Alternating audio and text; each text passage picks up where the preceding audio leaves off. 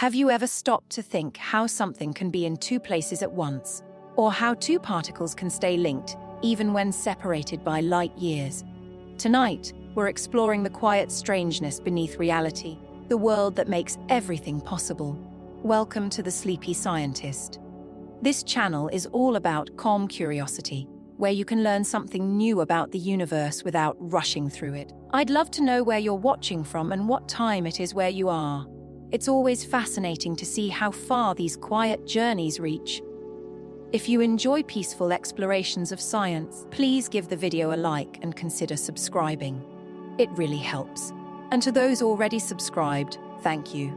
You're the reason this little corner of calm keeps growing. Don't forget to tap the notification bell so you won't miss the next slow drift through science and space. Hopefully, this video isn't too interesting to keep you awake. But if it is, at least you'll fall asleep knowing a little more about the most mysterious part of physics. 'Cause once you look closely enough, the universe starts behaving in ways that no one can fully explain. Quantum physics began with a problem that refused to go away. Light sometimes acted like a smooth wave, yet other times behaved like tiny particles. Matter, thought to be solid and predictable, turned out to shimmer with probability. The deeper scientists looked, the more the old rules of nature fell apart. Out of that confusion came a new idea that everything is built on uncertainty. Energy doesn't flow continuously. It arrives in steps called quanta. Particles don't follow single paths. They explore every route until something makes them decide. An empty space isn't empty at all. It hums with invisible energy, flickering constantly in and out of existence. Tonight, we'll explore these quiet truths one small piece at a time. 101 moments where logic bends and nature shows its subtle mathematics. You'll hear about superpositions that let something be two things at once, entanglement that connects particles across light years, and the strange vacuum that hums even in silence. Each fact is like a window into a smaller world, where order is uncertain and uncertainty itself becomes order. So let's begin with the smallest steps of all the ones that built the modern universe quietly from the inside out. The word quantum comes from the Latin for how much. It describes something counted, not continuous. A world made of steps instead of slopes. In the early 1900s, scientists believed that energy flowed smoothly, like water pouring from a jug. But something strange began to happen in experiments with light and heat. Energy refused to behave continuously. It arrived in small, exact amounts, as if nature were paying in coins instead of banknotes. This was the birth of quantum physics, the discovery that reality itself seems to count. The idea first appeared through the work of a German physicist named Max Planck in the year 1900. He was trying to explain the light given off by hot objects like iron glowing in a forge. Classical physics predicted the wrong colors, an impossible infinite brightness in the blue part of the spectrum. Planck's solution was radical. He suggested that energy could only be emitted or absorbed in specific packets, which he called quant. Each packet's size depended on the light's frequency and a new constant of nature, now known as Planck's constant.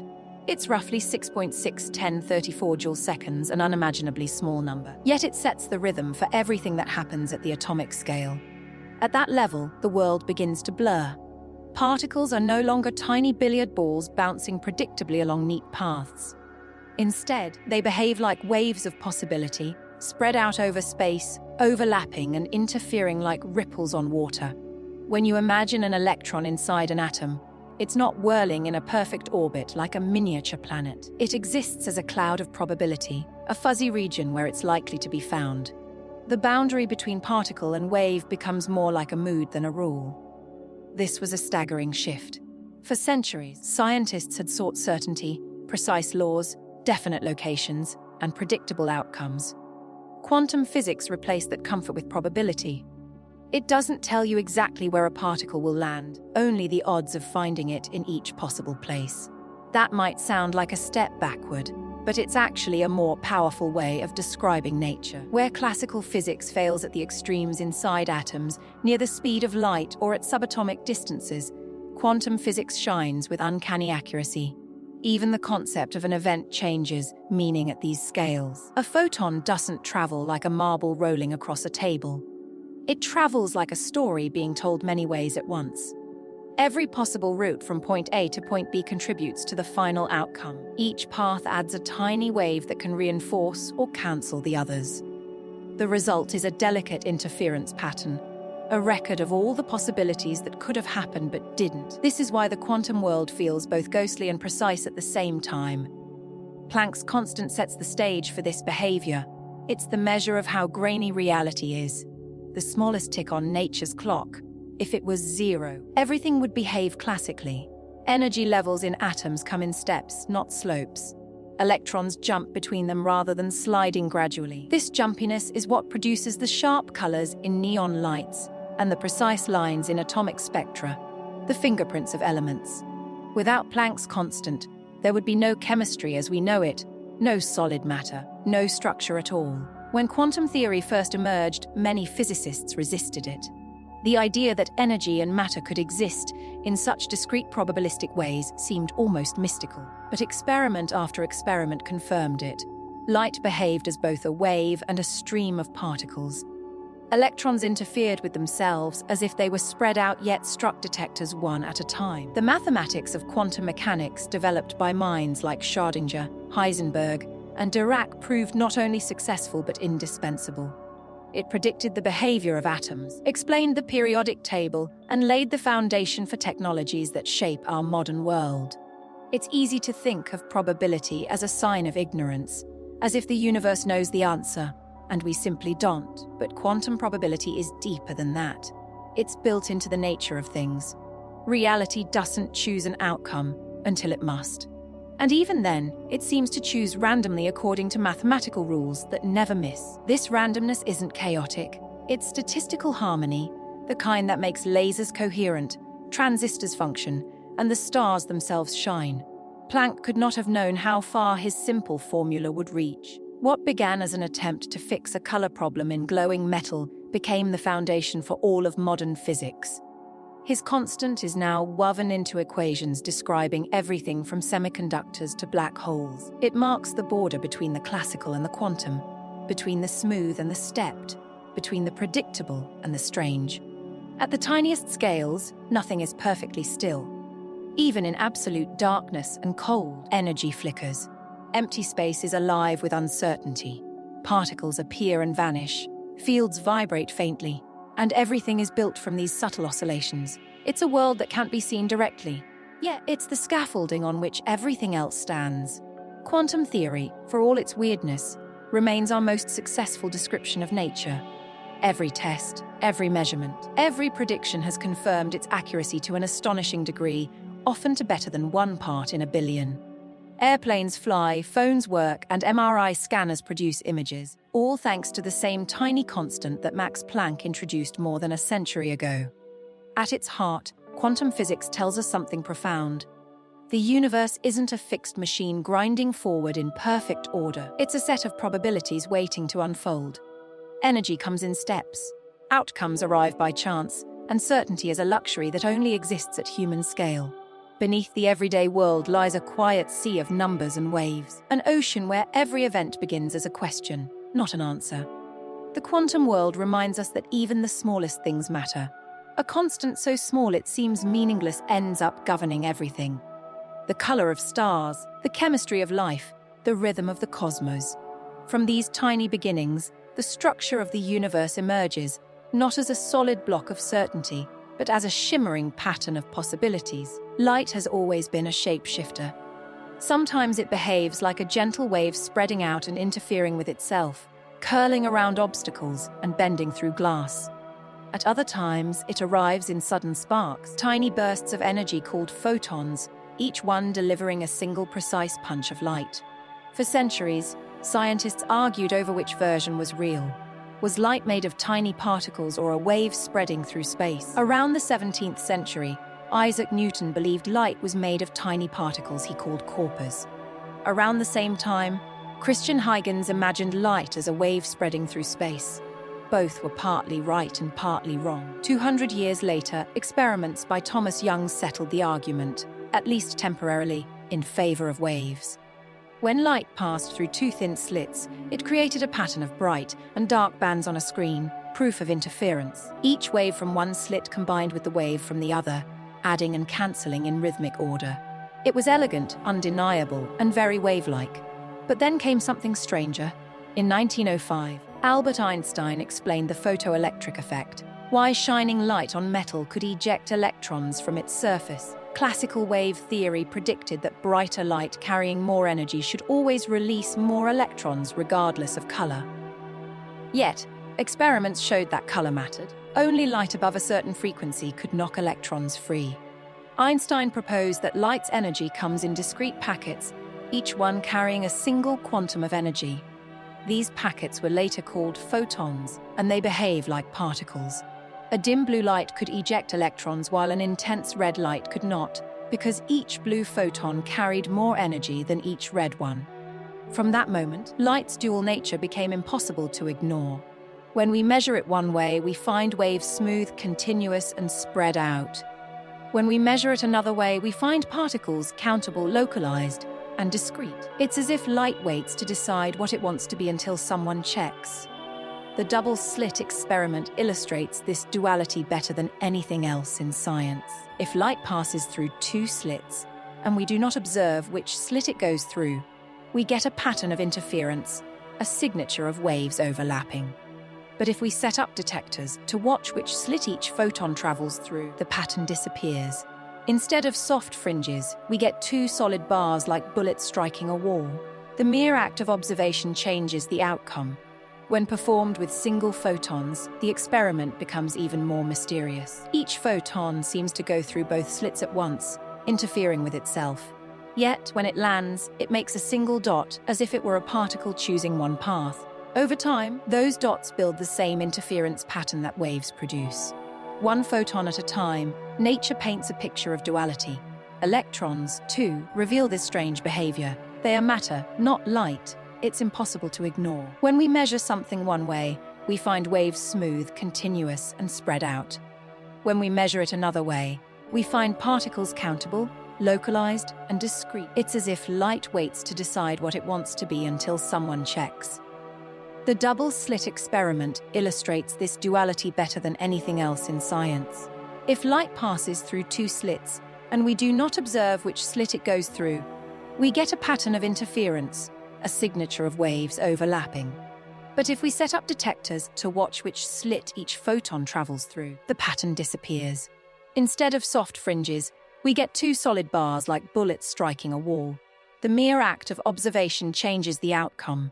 When performed with single photons, the experiment becomes even more mysterious. Each photon seems to go through both slits at once, interfering with itself. Yet, when it lands, it makes a single dot as if it were a particle choosing one path.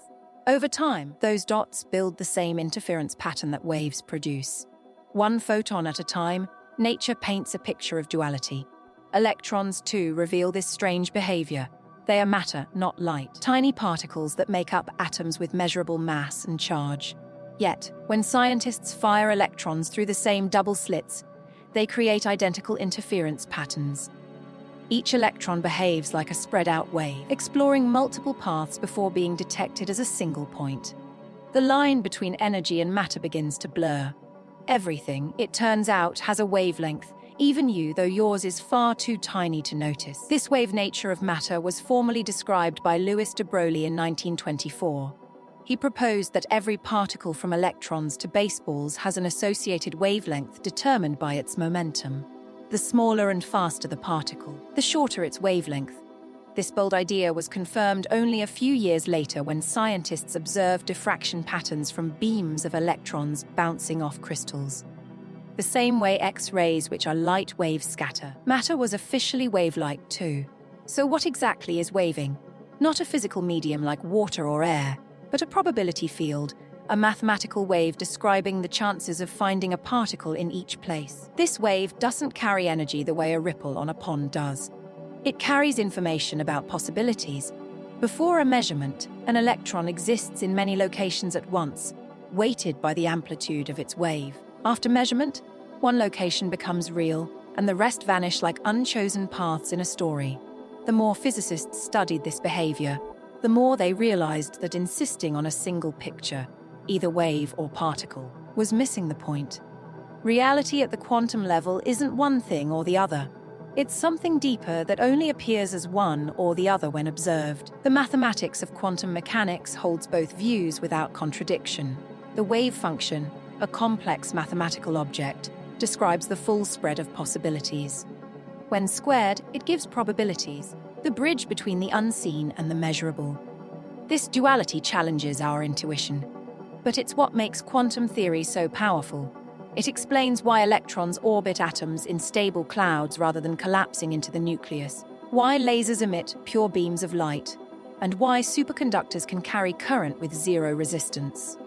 The same equations that predict the interference of photons also describe the structure of matter itself. The wave-particle duality isn't a flaw in our understanding. It's a reminder that our categories were built for larger, simpler things. We expect objects to be in one place, moving along one path, behaving predictably. The quantum world doesn't obey those expectations. It dances between them. Waves become particles. Particles become waves. And the distinction is one of perspective, not nature. There's a certain beauty in that ambiguity. The universe doesn't limit itself to our definitions. It uses both whenever it needs to. When billions of photons move together, their wave nature dominates, forming smooth beams of light. When you detect them one by one, their individuality shines through. The same is true for electrons inside metals, atoms in a gas, or even large molecules cooled and isolated enough to reveal their quantum side. What we observe then depends entirely on how we choose to look. A photon that behaves like a particle in one experiment will behave like a wave in another simply because the questions we ask are different. The act of measurement doesn't just record reality, it helps define it. Wave-particle duality isn't just a curiosity of physics textbooks. It's the foundation of the modern world. Every LED, every transistor, every fiber optic cable works because of our ability to harness light's dual nature. The screens we read, the lasers that scan, the sensors that detect, all rely on photons acting both like particles to deliver energy and like waves to guide it precisely. And yet, despite all that progress, the mystery remains. Light continues to be both continuous and discrete, smooth and countable, a paradox that refuses to be resolved. Perhaps it doesn't need to be. The mathematics unites both faces into one elegant framework. And nature, it seems, is perfectly content to keep the rest a secret. At its heart, wave-particle duality is a story of humility. It shows that reality is more flexible than our language, more creative than our categories, and far stranger than our instincts. What began as a contradiction became a deeper truth, that everything in the universe is both a wave of possibilities and a single solid fact depending on when and how we decide to look. Superposition is one of the most mind-bending ideas in all of physics. It tells us that at the quantum level, things don't simply exist in one state or another. They can exist in many states at once. A single atom can spin clockwise and counterclockwise at the same time. A particle can take every possible path from one point to another simultaneously. Even the simple question, where is it, becomes slippery because the answer isn't one location, but a range of possibilities that all coexist until something, usually a measurement, forces the universe to decide. To understand this, imagine flipping a coin. In the classical world, it's either heads or tails. Even while spinning in the air, it's technically one or the other. We just don't know yet. But in the quantum world, before the coin lands, it's not hiding a secret answer. It's genuinely both. It's heads and tails superimposed in a delicate combination of probabilities. Only when it's observed, when the system interacts with its surroundings, does it settle into a single outcome. This is the essence of quantum superposition, a temporary fragile balance between all that could be and all that will be.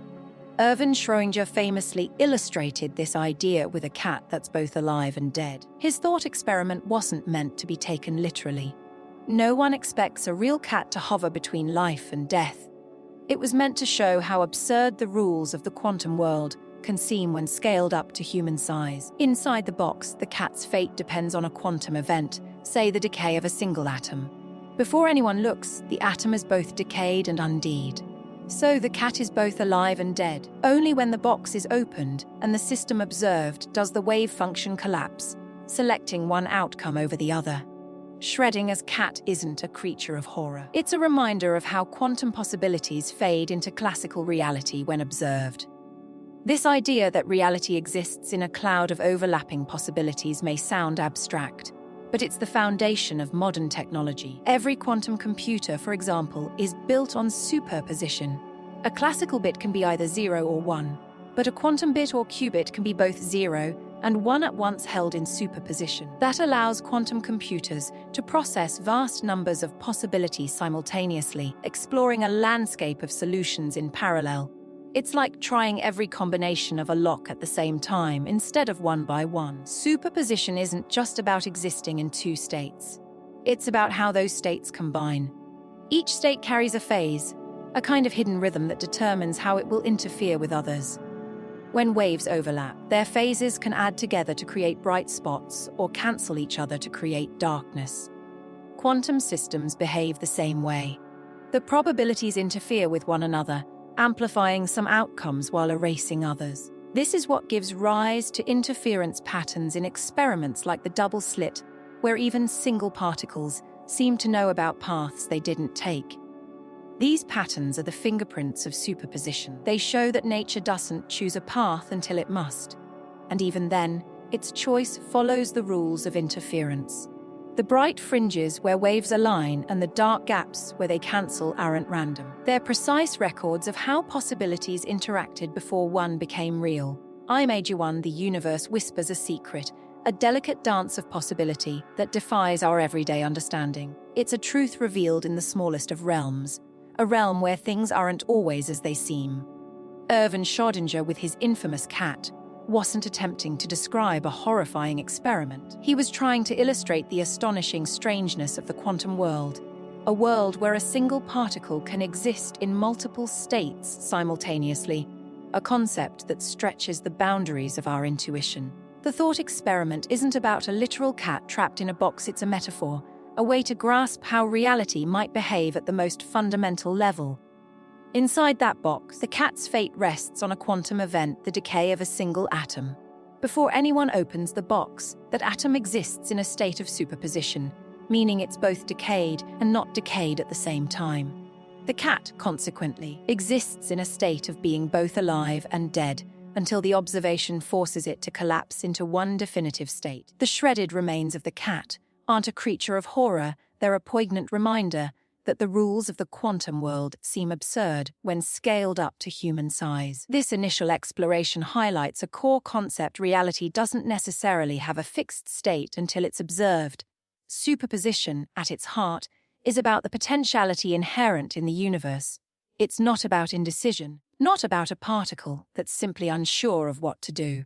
It's about a system holding every possibility simultaneously, each one carefully weighted and balanced, until something disrupts the delicate equilibrium. Imagine a wave: the shorter its wavelength, the more precisely you can define its peak location. But a short wave carries more momentum. Conversely, a longer, smoother wave possesses less certain positioning yet a more defined momentum. A particle's wave function follows this same logic, describing the probability of finding it in various locations. When we measure it, we don't unveil a hidden truth, we trigger a selection from this landscape of possibilities, guided by its inherent probability.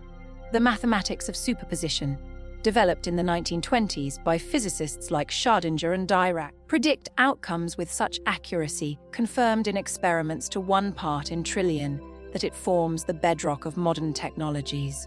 This isn't just theoretical, it's a fundamental principle shaping the world around us. One of the most striking demonstrations of superposition comes from experiments with large molecules. Scientists have managed to send entire clusters of atoms, hundreds or even thousands, through double slits simultaneously, and astonishingly, they still see interference patterns emerge, a phenomenon that defies our classical understanding of how matter should behave.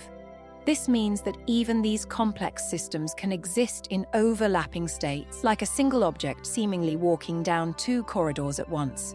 The larger the object, the harder it becomes to preserve its quantum behavior. Interactions with the environment tend to destroy superposition, a process known as decoherence. However, the principle holds true for photons, electrons, and even larger molecules. The fascinating thing is that this behavior isn't limited to the microscopic world. It's a fundamental characteristic of all matter, waiting just beneath the surface. It's tempting to think of superposition as indecision, a particle simply unsure of what to do. But this isn't quite right. The system isn't confused, it's complete. It holds every possibility, each weighted and balanced until something disturbs it. In that sense, superposition isn't a flaw or a glitch, it's how the universe keeps its options open. Every atom, every photon, every quantum system carries within it a quiet chorus of potential realities, each humming in synchrony until the music stops and one note is chosen. This concept reveals that observation isn't passive. When you measure something, you don't simply read its state, you actively participate in defining it. This doesn't mean consciousness magically alters reality. Rather, it's the act of interaction that forces a quantum system to couple with its environment and lose coherence. Whether the observer is a scientist, a camera, or a dust particle floating in the air, the key is interaction, the exchange of information between system and surroundings.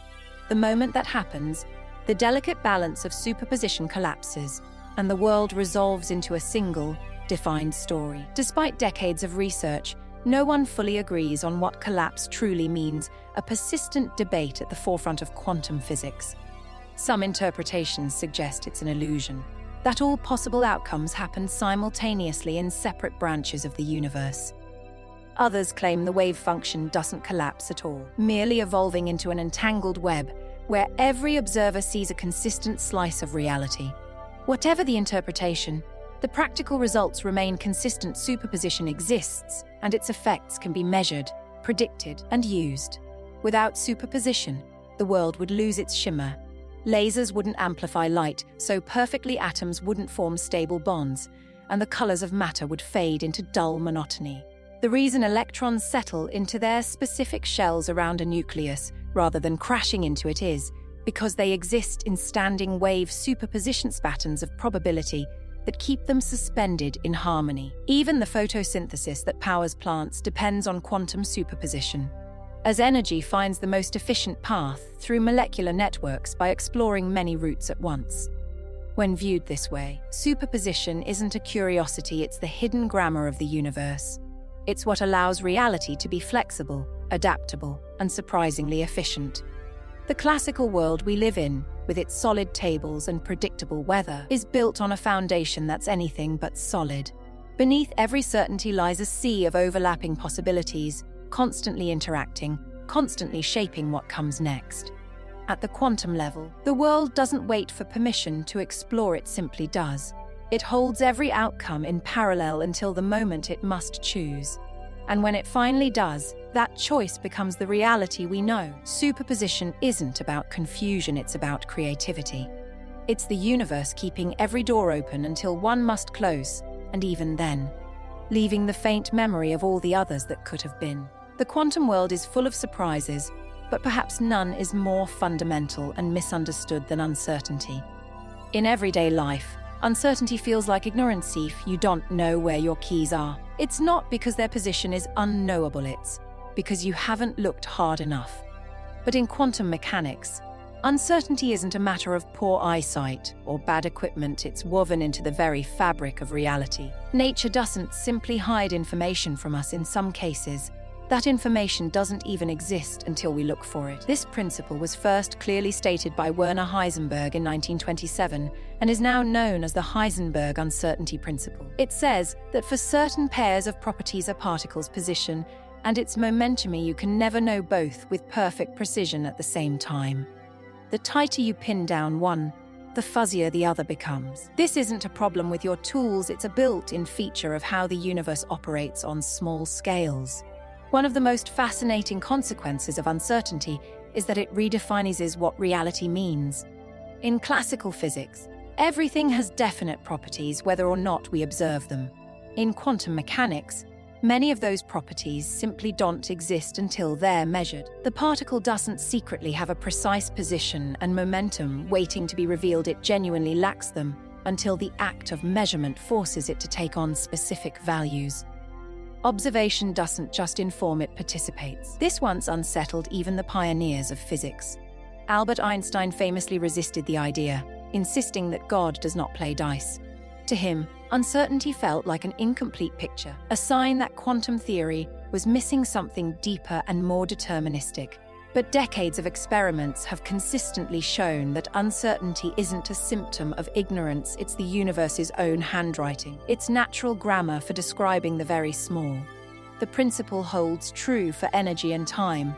For example, they're linked by an uncertainty relationship of their own. This isn't just a theoretical curiosity, it has powerful consequences. It explains why energy can briefly borrow from the vacuum, why particles can appear and vanish in empty space without breaking any rules. As long as these fluctuations occur quickly enough, they remain perfectly legal under the uncertainty principle. The universe, in a sense, allows itself tiny temporary overdrafts of energy, provided they're repaid almost instantly. This inherent uncertainty isn't a weakness, it's precisely what gives the quantum world its structure. Without it, atoms would be impossible, electrons wouldn't spiral into their nuclei, and matter would collapse into a dense soup of energy. The uncertainty principle provides a kind of built-in cushion, a quantum pressure that prevents particles from occupying the same space too neatly. It's this gentle fuzziness that gives atoms their size, shapes chemistry, and keeps the universe from imploding. The universe, it turns out, isn't a stage meticulously set for a single, predictable performance. Instead, it's a dance of possibilities, a constant negotiation between certainty and uncertainty. Decades of meticulous experimentation have revealed that the inherent uncertainty isn't a flaw in our understanding, a sign that the laws of physics are somehow incomplete. It's the very architecture of the quantum world, its fundamental grammar. Think of it like this: energy and time, for example, are intrinsically linked through an uncertainty relationship. The more precisely you try to define one, the less precisely you can grasp the other. This isn't a limitation of our measuring instruments, it's a core property of the universe itself. Imagine attempting to pinpoint the exact moment when a fast-moving object crosses a room. The shorter the time interval you use to measure its movement, the less accurately you can determine its position. It seems counterintuitive, but it's a direct consequence of this fundamental connection. The implications are profound. Energy can momentarily borrow from the vacuum of space a fleeting, almost imperceptible action. Particles can appear and vanish in empty space, seemingly defying the laws of conservation, as long as these temporary energy fluctuations are repaid almost immediately. It's like a tiny, almost instantaneous overdraft on the universe's account, a permission granted for a brief, localized disruption. This isn't a sign of weakness in the quantum rules, it's precisely what allows for the existence of these fleeting energy exchanges. Without this inherent uncertainty, atoms simply wouldn't be possible. Electrons wouldn't be trapped within their nuclei, and matter, as we know it, would collapse into a chaotic, undifferentiated soup of energy. The uncertainty principle then acts as a kind of built-in cushion, a quantum pressure preventing matter from getting too tightly bound and destabilizing. It's a beautifully elegant solution to a seemingly intractable problem. It's important to grasp that this uncertainty isn't a random, chaotic force. When viewed statistically, quantum uncertainty produces astonishing precision. The spread of possible outcomes follows exact mathematical rules, producing incredibly reliable predictions. Consider lasers, atomic clocks, transistors, and quantum sensors, technologies that rely entirely on this predictable, albeit subtle, level of uncertainty. If the universe were governed by absolute certainty, these technologies wouldn't exist. The inherent fuzziness of the quantum world is, therefore, the very foundation upon which they are built. You can even observe this principle in the energy levels of atoms. Electrons don't orbit the nucleus like planets around a sun. Instead, they occupy quantized orbitals, stable regions of probability that adhere to the constraints of the uncertainty principle. The smaller the orbital, the more localized the electron becomes, and the more uncertain its momentum. The balance between these uncertainties defines the structure of the atom itself, preventing the electron from simply collapsing inward. This, in turn, keeps the atom intact. The same logic applies to the stability of matter on a larger scale. Within white dwarf stars and neutron stars, for example, the uncertainty in momentum plays a crucial role. Electrons are squeezed into ever smaller spaces, their momentum becomes increasingly uncertain, and their average momentum becomes extremely high. This creates a pressure known as degeneracy pressure, a quantum force strong enough to hold up entire stars. Without this quantum pressure, these stars would collapse under the relentless pull of gravity. It's a remarkable demonstration of how the universe subtly manipulates these fundamental uncertainties to maintain stability. Even more surprisingly, uncertainty creeps into the very act of observation. To observe a quantum system, you must inevitably interact with it, perhaps by bouncing photons off it or detecting it through an electric field.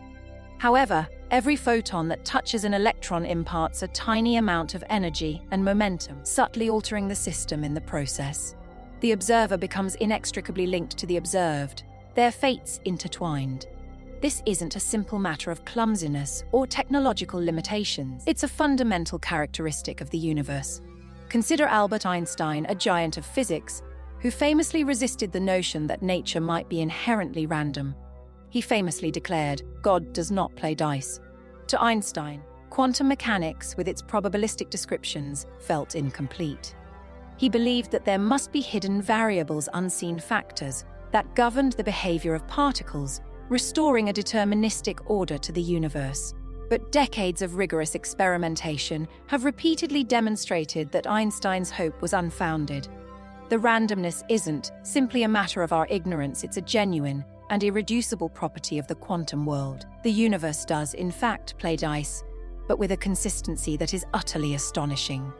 The statistics of numerous repeated measurements, despite their inherent randomness, are remarkably predictable. Quantum theory doesn't tell us which individual event will occur, but it does provide the mathematical framework for understanding the patterns that emerge when billions of events are considered. Lasers, atomic clocks, transistors, and quantum sensors all rely on this precise statistical predictability. It's a testament to the power of quantum mechanics to describe the world, even when it defies our intuitive understanding of how things should behave. The air in the lab hummed with a quiet intensity, a low thrum of sophisticated machinery and the focused energy of brilliant minds. I stood beside Dr. Aris Thorne, a physicist renowned for his work exploring the boundaries of quantum mechanics, as he adjusted a delicate apparatus, a labyrinth of mirrors, lasers, and superconducting circuits. It wasn't a scene of dramatic explosions or frantic calculations, but a place of profound contemplation, a space where the very nature of reality was being questioned and, astonishingly, revealed. He was about to demonstrate a phenomenon that, frankly, felt like something plucked from the pages of a science fiction novel, Entanglement. "It's a beautiful paradox, isn't it?" he said, his voice thoughtful, as he initiated the sequence. The idea that two particles, separated by vast distances, can be intrinsically linked, their fates intertwined in a way that defies our classical understanding of space and time. He wasn't simply explaining a scientific concept, he was articulating a feeling, a sense of awe at the universe's inherent strangeness. He explained that it began with the creation of a pair of photon particles of light using a special crystal that emitted them with perfectly correlated properties. In this particular experiment, the correlation was polarization, the direction in which the light waves oscillate. If one photon was polarized vertically, the other would always be polarized horizontally. It wasn't that they were telling each other, it was as if they were born with that relationship predetermined, a fundamental secret woven into their being. "Imagine flipping two coins simultaneously," he continued, "but instead of random results, one always lands on heads and the other on tails, no matter how far apart you flip them. That's a rudimentary analogy, but it gets to the heart of the matter." He paused, letting the image settle. The crucial difference, of course, is that quantum particles don't know what they're going to be before we measure them. They exist in a state of superposition, a combination of all possible states, until we interact with them. The experiment involved sending one of the entangled photons through a series of precisely calibrated mirrors, while the other was directed towards a detector miles away, situated in a remote facility. The goal was to measure the polarization of the photon that had traveled through the mirrors. What happened next was the startling part. When the polarization of the photon arriving at the detector was measured to be vertical, the photon that had traveled through the mirrors instantaneously adopted a horizontal polarization, regardless of the distance separating them. It's as if, when we measured one, we instantly determined the state of the other. He explained, his eyes gleaming with excitement. There's no signal traveling between them. No time for information to pass. It's disconcerting, isn't it? He wasn't simply describing a physical phenomenon, he was grappling with the philosophical implications. The idea that two objects could be linked across vast distances, defying the constraints of locality, the principle that an object can only be influenced by its immediate surroundings, challenged our most fundamental assumptions about the universe. It was a concept that had tormented physicists for decades, ever since Albert Einstein famously dubbed it spooky action at a distance. Einstein, along with Boris Podolsky and Nathan Rosen, had formulated a thought experiment, the EPR paradox, to highlight the perceived inconsistencies between quantum mechanics and his own theory of relativity. They argued that quantum mechanics, with its probabilistic descriptions of particle behavior, was incomplete. They believed that there must be hidden variables, unseen factors, that governed the behavior of particles, restoring a deterministic order to the universe. To Einstein, quantum mechanics, with its seemingly random outcomes, felt fundamentally unsatisfying. Einstein was profoundly troubled by this, Dr. Thorne continued. He believed that if quantum mechanics accurately described reality, it would have to allow for faster-than-light communication, which would violate the very foundation of relativity. He argued that there had to be some local realism, the idea that objects have definite properties regardless of whether we observe them, and that influences cannot travel faster than the speed of light. The debate raged for decades, ultimately leading to the development of Bell's theorem, a mathematical framework that provided a way to test Einstein's skepticism.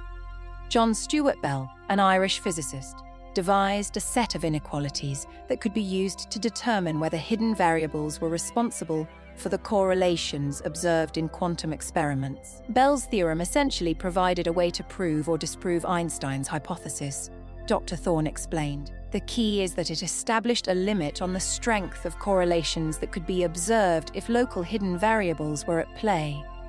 And the experimental results, starting with the pioneering work of Alan Aspect and his team in the 1980s, consistently showed that the correlations observed in quantum experiments exceeded those limits.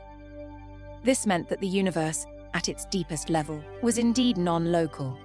It didn't matter that the photons were separated by thousands of miles, their fates were inextricably linked. It wasn't about sending a message faster than light, it was about the very nature of reality being fundamentally interconnected. It's a humbling realization, Dr. Thorne said, a quiet intensity in his voice. It suggests that our intuitive understanding of space and time, honed by centuries of experience, is profoundly incomplete. The universe operates according to rules that are far stranger and far more beautiful than we can readily comprehend. The implications of this understanding extend far beyond the confines of the laboratory. Quantum entanglement is now being harnessed for a range of groundbreaking technologies. Quantum computing, for instance, relies on the ability of qubits quantum bits to exist in multiple states simultaneously. Entangled qubits can perform calculations in parallel, offering the potential to solve problems that are intractable for even the most powerful classical computers. Quantum cryptography, Dr. Thorne continued, uses entanglement to create unbreakable encryption keys. Because any attempt to eavesdrop on the entangled particles would inevitably disturb their correlations, the communication would be immediately detected. Furthermore, scientists are exploring the use of entanglement for quantum teleportation, not the instantaneous movement of matter, but the transfer of quantum information from one location to another. This technology has the potential to revolutionize communication and computation. We're only beginning to scratch the surface of what's possible, he said, looking out at the complex apparatus. Entanglement isn't just a scientific curiosity, it's a fundamental building block of reality.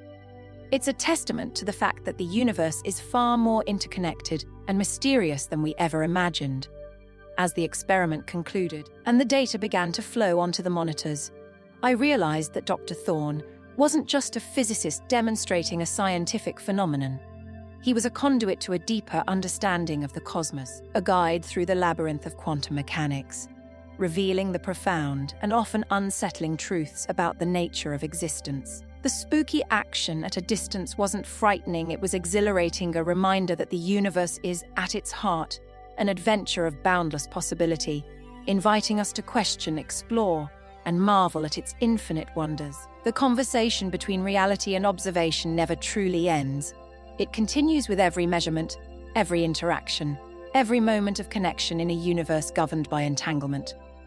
The very fabric of reality, as we once understood it, rests on a profoundly strange foundation, the concept of entanglement. It's not about instantaneous movement of matter, as the initial explanation suggested, but rather the transfer of quantum information from one location to another. This technology holds the potential to revolutionize communication and computation, a tantalizing glimpse into a universe far more interconnected and mysterious than we ever imagined. We're only beginning to scratch the surface of what's possible, Dr. Thorne had said, his gaze fixed on the intricate apparatus. Entanglement isn't just a scientific curiosity, it's a fundamental building block of reality. It's a testament to the fact that the universe is far more interconnected and mysterious than we ever imagined. As the experiment concluded and the data began to flow onto the monitors, I realized that Dr. Thorne wasn't simply demonstrating a scientific phenomenon. He was a conduit to a deeper understanding of the cosmos, a guide through the labyrinth of quantum mechanics, revealing the profound and often unsettling truths about the nature of existence. The spooky action at a distance wasn't frightening, it was exhilarating, a reminder that the universe, at its heart, is an adventure of boundless possibility, inviting us to question, explore, and marvel at its infinite wonders.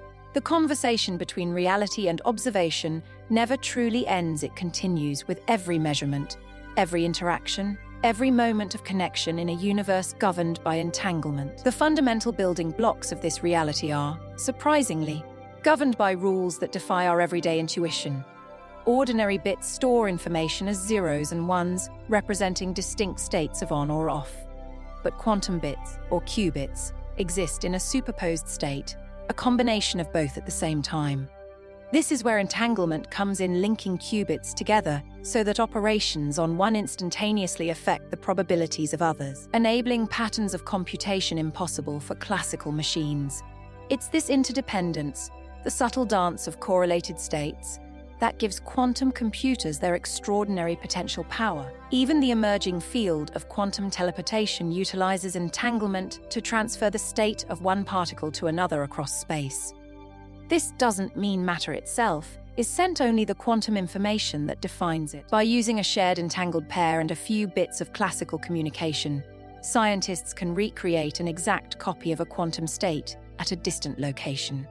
It's not faster than light travel, but it's the closest thing physics allows to moving information instantaneously.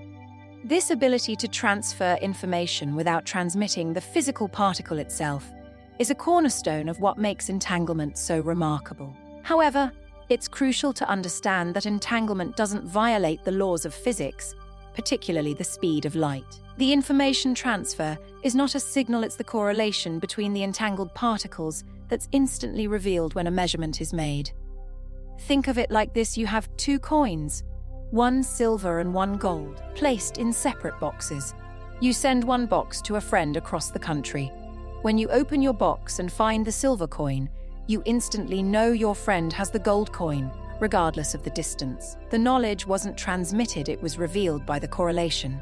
Entanglement also plays a quiet, essential role in the natural world.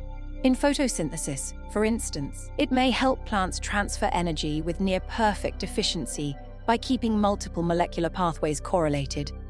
This efficiency stems from the fact that photons, the particles of light, are entangled with the molecules within the plant. In physics research, entangled particles are used to test the limits of relativity, measure gravitational effects on quantum systems, and probe the fundamental symmetry of the universe. Even black holes, those mysterious engines of gravity, may owe their connection to the quantum fabric of space-time itself, with entanglement acting as the stitching that holds the cosmos together. Despite its weirdness, a concept that initially challenged many physicists, entanglement has been one of the most precisely tested phenomena in science. Experiments have confirmed it over and over again, closing every loophole scientists could imagine. Photons, electrons, atoms, even large molecules, all have been entangled successfully, sometimes across distances of hundreds of kilometers. In 2017, researchers even demonstrated entanglement between a ground station on Earth and a satellite orbiting in space, proving that the quantum link can survive the vast distances and turbulence of the atmosphere. This groundbreaking experiment demonstrated that entanglement isn't limited to laboratory settings, but can exist in the chaotic environment of outer space, further solidifying its place as a fundamental aspect of the universe. Still, entanglement forces us to rethink what it means for two things to be separate. The concept of locality, the idea that objects can only influence each other through contact or signals traveling between them, breaks down. The universe at its deepest level seems less like a collection of independent objects and more like a single continuous web. Each particle, each atom, is a node in that web, its properties defined as much by its relationships as by itself. And yet, for all its philosophical weight, entanglement behaves with perfect obedience to the equations that describe it. It's not a loophole or a contradiction, it's the natural outcome of quantum theories, mathematically sound and rigorously tested. The correlations are strong, but never exploitable for instant messaging. Mysterious, but never chaotic. Nature allows connection without communication, coordination without contact, and certainty without cause. Einstein, initially skeptical, might have been unsettled by this spooky action, but modern physics has learned to live comfortably with it. What once seemed supernatural has become a daily tool in laboratories around the world. Entanglement, far from being an embarrassment to our understanding, is a testament to how deeply unified the universe really is. When two particles meet and part ways, they never truly let go of each other. Some invisible bond remains, woven into the laws of probability themselves. It's as though the universe keeps a quiet record of their meeting, an echo of shared existence that distance can't erase. And in that subtle connection lies one of the most extraordinary truths of all, that separation at the smallest scales is an illusion. And everything, every atom, every spark of light, is part of the same intricate conversation. Central to this concept is the notion of spin, one of the most baffling and fundamental aspects of quantum mechanics. At first glance, the word spin might suggest something familiar, like a tiny planet spinning on its axis. But this is a misleading picture. Spin isn't motion through space. It's an intrinsic property, a kind of built-in angular momentum that doesn't rely on physical rotation. If an electron were truly spinning in the classical sense, its surface would have to move faster than the speed of light, which is impossible. Yet, the particle behaves as if it carries a permanent internal twist. Spin is one of nature's subtle fingerprints, an invisible arrow built into every quantum object. The discovery of spin dates back to the early 1900s, when physicists noticed a strange doubling in atomic spectral lines. According to the best models of the time, certain transitions between energy levels should have produced single lines of light, yet they appeared as pairs. In 1925, two young Dutch physicists, George Oland Beck and Samuel Goudsmit, proposed that electrons must possess an intrinsic angular momentum, something distinct from their motion around the nucleus. Their idea explained the puzzling patterns instantly and revealed an entirely new dimension of quantum behavior.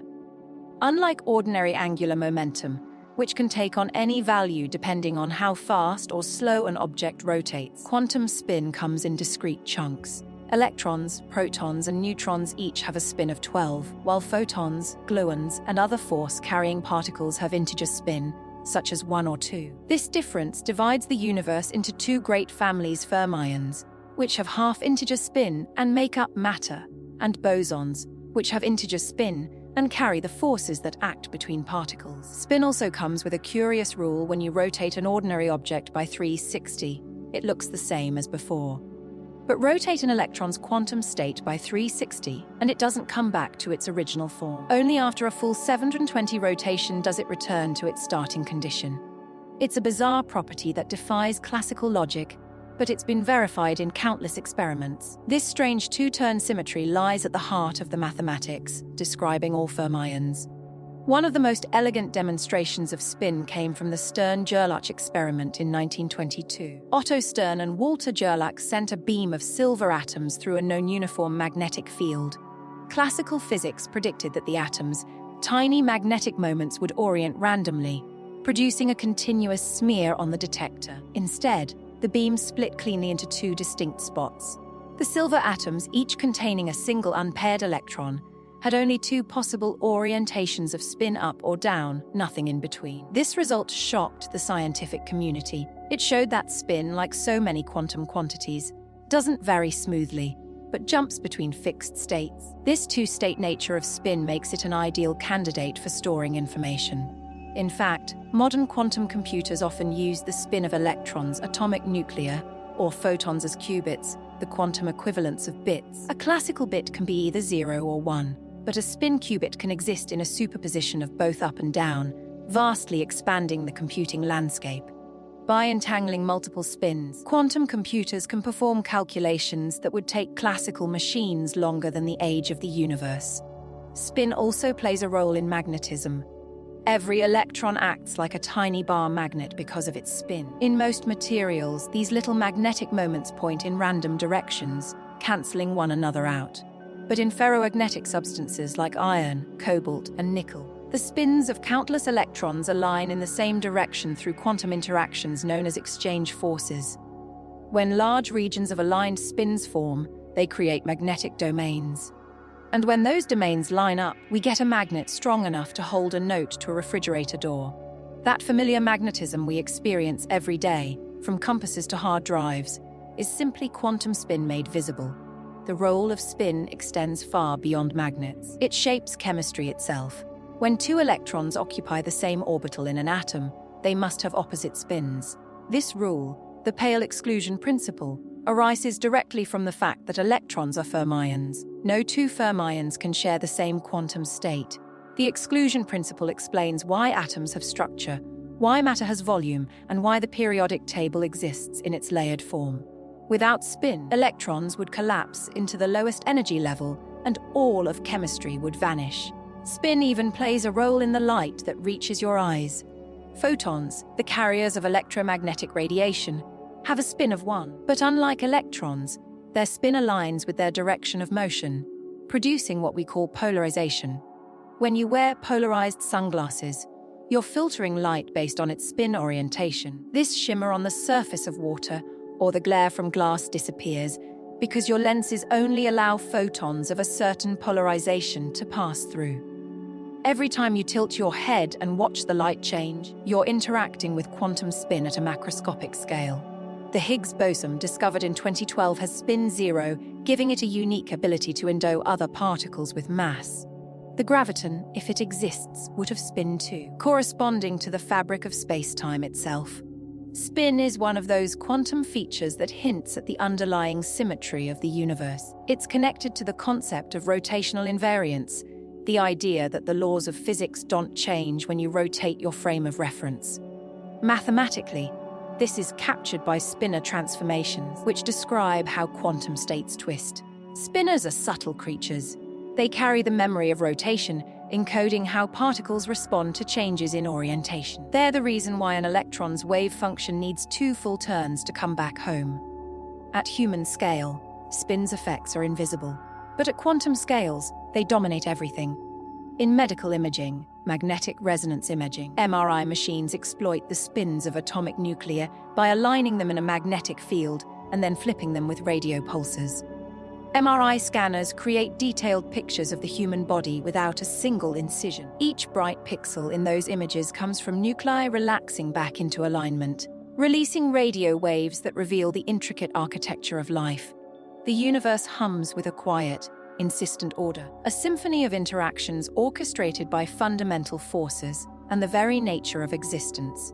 It's a landscape shaped by the subtle dance of particles, a world governed by the elegant principles of quantum mechanics. Consider the boson, a particle intrinsically linked to force-carrying phenomena.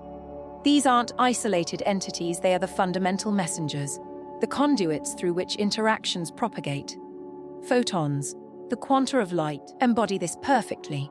They aren't simply tiny projectiles, they're ripples within the electromagnetic field, constantly fluctuating and interacting with charged particles.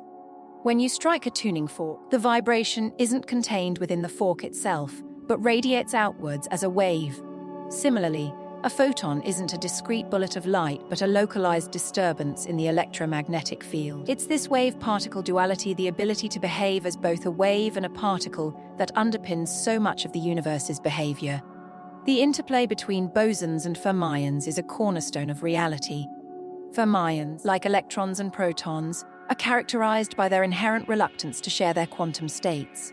This exclusion principle, proposed by Wolfgang Pauli in 1925, dictates that no two identical fermions can occupy the same quantum state simultaneously. It's this fundamental resistance to overlap that's responsible for the stability of matter, the distinct properties of elements, and the very architecture of the periodic table.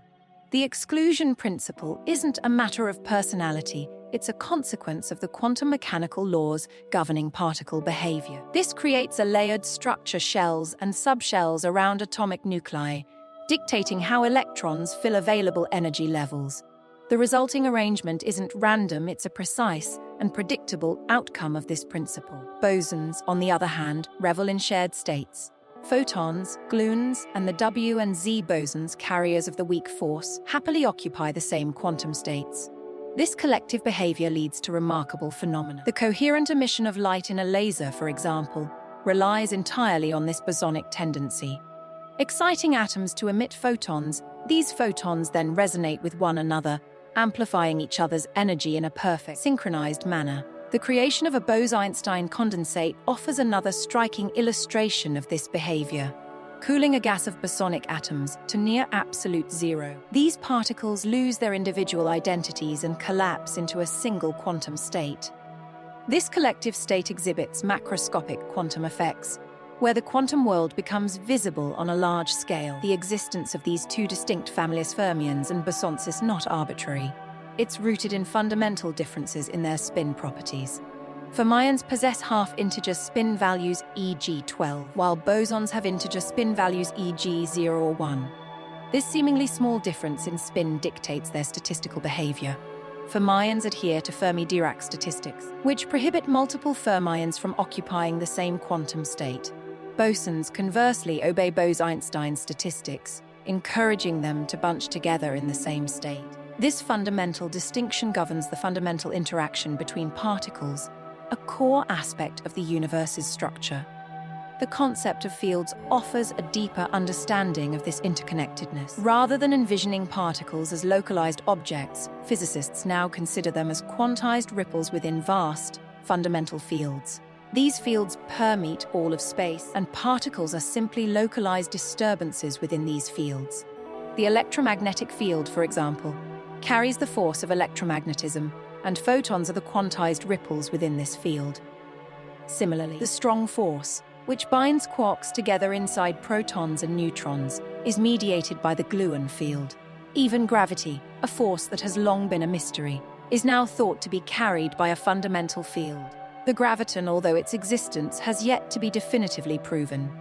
The universe, then, isn't simply a collection of independent particles interacting in a haphazard manner. It's a delicately balanced system of fields and particles, each playing a crucial role in the grand choreography of existence.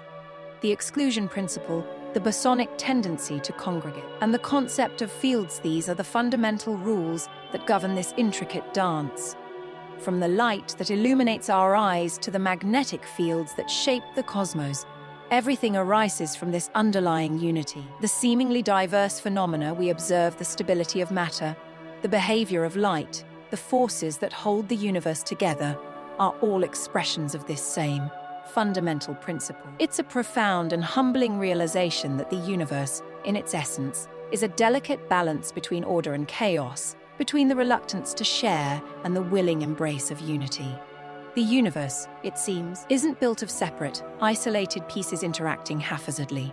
Instead, it's a delicate, interconnected dance orchestrated by fields invisible, pervasive entities that permeate all of space. These aren't the fields you might walk through, but rather profound, underlying forces that govern everything from the rigidity of a rock to the warmth of sunlight.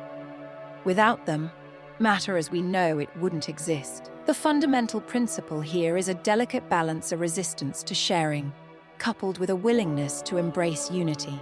This tension, the refusal to be defined in isolation, and the drive to connect is what ultimately shapes reality. It's a humbling realization that the very fabric of existence stems from this constant negotiation between separation and interdependence. Consider the concept of the exclusion principle, which dictates that no two identical particles can occupy the same quantum state. This rule, alongside the bosonic tendency to congregate, is a cornerstone of our understanding, but it's the broader concept of fields and their interactions that truly unlocks the universe's secrets. The fields we're discussing aren't static, they're dynamic, constantly shifting and interacting, influencing the behavior of every particle within their reach. They're the medium through which forces propagate, the conduits for energy transfer, and the very foundations upon which matter and energy are built. The discovery of these fields revolutionized physics, moving away from the classical notion of particles as tiny, independent objects. Instead, particles are now understood as disturbances, quantized ripples within these vast, invisible entities. Take light, for example. It's not a stream of miniature bullets speeding through a void, but rather a wave propagating through the electromagnetic field. That field isn't confined to darkness, it vibrates with a quiet potential, ready to spring into motion when energy is introduced. A single photon, the smallest unit of light, is a discrete vibration within this field, a packet of energy with precisely defined amplitude. Every beam of sunlight, every radio wave, every color we perceive, all are manifestations of countless electromagnetic ripples, synchronized and harmonizing. The same principle applies to matter. Electrons, protons, and quarks, the building blocks of atoms, are not isolated objects drifting through space, but rather excitations within their own respective fields. There's an electron field that spans the entire universe, and every electron we detect is simply a localized disturbance within this grand, encompassing field. When you hold up your hand, the electrons making up your skin aren't separate entities, but tiny peaks in this same vast field, stabilized and confined like the plucked strings of a finely tuned instrument. Each fundamental particle possesses its own field, governed by unique rules and parameters. The photon field carries electromagnetism, the gluon field binds quarks together within protons and neutrons, and so on. These fields aren't dormant, they're constantly active, shaping reality beneath our awareness. Interactions between particles, what we typically call forces, aren't caused by invisible hands pushing or pulling. Instead, they arise from the exchange of energy between fields. When two electrons repel each other, it's not a direct force, but a disturbance in the electromagnetic field, triggering a response through the exchange of photons, the quanta of this interaction. Similarly, when a quark experiences the strong nuclear force, it exchanges gluons, the quanta of the gluon field, with its neighbors. This principle extends across the board, underpinning every fundamental force in the universe. However, the most profound revelation lies in recognizing that the quantum world isn't simply about particles interacting, it's about the very nature of space itself. Quantum field theory unveils a startling truth: the vacuum, often perceived as empty space, isn't truly empty at all. Even stripped of all matter and energy, the fields remain, trembling with restless quantum energy. This isn't a static void, but a dynamic, fluctuating realm governed by the uncertainty principle. The principle states that we cannot simultaneously know both the exact energy and the precise duration of a quantum state. If a region of space were to be perfectly devoid of energy, its existence would be infinitely prolonged, a concept inherently contradictory to the universe's operational constraints. Instead, the fields constantly borrow and repay tiny amounts of energy, creating fleeting disturbances that appear as particle-antiparticle pairs. These pairs briefly exist, interacting with each other before annihilating, restoring the energy they borrowed. These ephemeral events, called vacuum fluctuations, are fundamental to the stability of the quantum world. Without them, the electromagnetic field would fall silent, atoms would collapse, and forces would behave drastically differently. Furthermore, the discovery of the Lamb shift in 1947 provided direct evidence of this vacuum energy. Physicist Willis Lamb meticulously measured the energy levels of hydrogen atoms, finding a discrepancy that classical quantum mechanics couldn't explain. The missing piece was the quantum vacuum itself, its subtle perturbation of the orbiting electron. nudging its energy just enough to be detected. This subtle shift, a direct manifestation of vacuum fluctuations, was a groundbreaking confirmation of the energy residing within empty space. Another remarkable consequence of this vacuum energy is the case effect, predicted in 1948. Imagine two uncharged metal plates positioned incredibly close together, just a few nanometers apart in a vacuum. According to quantum theory, the electromagnetic field surrounding the plates supports certain vibrational modes, analogous to the harmonics of a violin string. But between the plates, only waves that perfectly fit within the narrow gap are allowed. This creates a slight imbalance in the density of vacuum fluctuations, resulting in a tiny pressure pushing the plates together. This force, though incredibly weak, has been repeatedly measured in laboratories, offering further evidence of the vacuum's energetic influence. The implications of these discoveries are far-reaching. The quantum vacuum isn't just a passive backdrop, it's an active participant in every physical process. It contributes to the expansion of the universe, the stability of atoms, and even the peculiar behavior of light. The concept of quantum fields has not only revolutionized our understanding of fundamental forces, but has also profoundly reshaped our view of space and time. It suggests that the universe isn't built of separate, isolated objects, but rather of interconnected fields, constantly interacting and influencing one another. Even the notion of identity shifts. The particles themselves aren't inherently distinct, rather, they're defined by the patterns of vibration within their respective fields. It's as if the universe is composed of countless ripples, each resonating with its own unique frequency. And every particle we detect is simply a momentary crest in this immense, universal ocean. And yet, despite the remarkable progress made in understanding these fields, many mysteries remain.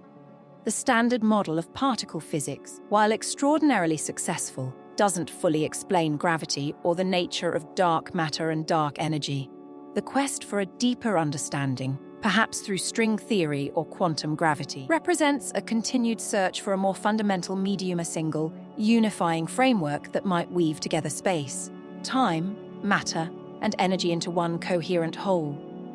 As we continue to probe the depths of the quantum realm, we're not just uncovering the rules of the universe, we're fundamentally redefining our place within it. Even the deepest vacuum, stripped of every atom, every photon, every trace of heat, still seethes with invisible activity. Space itself trembles with fluctuations as quantum fields constantly shift and flicker. It's a kind of cosmic background hum, so faint and so fleeting that it usually goes unnoticed, yet powerful enough to shape the very fabric of the universe. Classical physics posits a vacuum as the simplest possible state, a region utterly devoid of particles. However, quantum field theory challenges this notion, asserting that perfect stillness is impossible. According to the uncertainty principle, we cannot simultaneously know both the exact energy and the exact duration of a state. If a region of space were truly at zero energy, its lifetime would have to be infinite, a concept the universe doesn't seem to permit. Instead, quantum fields constantly borrow and repay tiny amounts of energy, creating fleeting disturbances that appear as spontaneous pairs of particles and their antiparticles. These pairs form momentarily, exist for unimaginably short times, and then annihilate each other, restoring the energy they borrowed. These ghostly events are called vacuum fluctuations. Despite sounding like science fiction, their effects are demonstrably measurable. In fact, they are essential to the stability of the quantum world. Without these fluctuations, the electromagnetic field would fall silent, atoms would collapse, and forces would behave in profoundly different ways. The quantum vacuum isn't a stage on which physics plays out, it's an active participant in every process that occurs. When a particle and its antiparticle briefly pop into existence, they behave just like their longer-lived counterparts, exerting tiny forces before disappearing again. One famous consequence of this is the Lamb shift, discovered in 1947 by physicist Willis Lamb. By meticulously measuring the energy levels of electrons in hydrogen with extreme precision, Lamb found a small discrepancy that classical quantum mechanics couldn't explain. The missing ingredient turned out to be the restless vacuum itself. The fluctuating electromagnetic field slightly perturbs the orbiting electron, nudging its energy just enough to be detected. This subtle shift was one of the first pieces of direct evidence that empty space is far from empty. Another striking manifestation of the vacuum's energy is the Casimir effect, first predicted in 1948 by Dutch physicist Hendrik Casimir. Imagine two uncharged metal plates placed very close together in a vacuum, just a few nanometers apart. According to quantum theory, the electromagnetic field inside and outside the plates can support certain modes of vibration, much like the harmonics of a violin string. However, between the plates, only waves that fit precisely between them are allowed. This means there are slightly fewer vacuum fluctuations in the narrow gap than in the space outside. The imbalance produces a tiny pressure, pushing the plates together as if an invisible hand were squeezing them. The force is incredibly small, but it has been measured repeatedly in the laboratory. It's a quiet reminder that the vacuum itself can exert a real physical push. This same restless activity helps explain some of the most puzzling phenomena in the cosmos.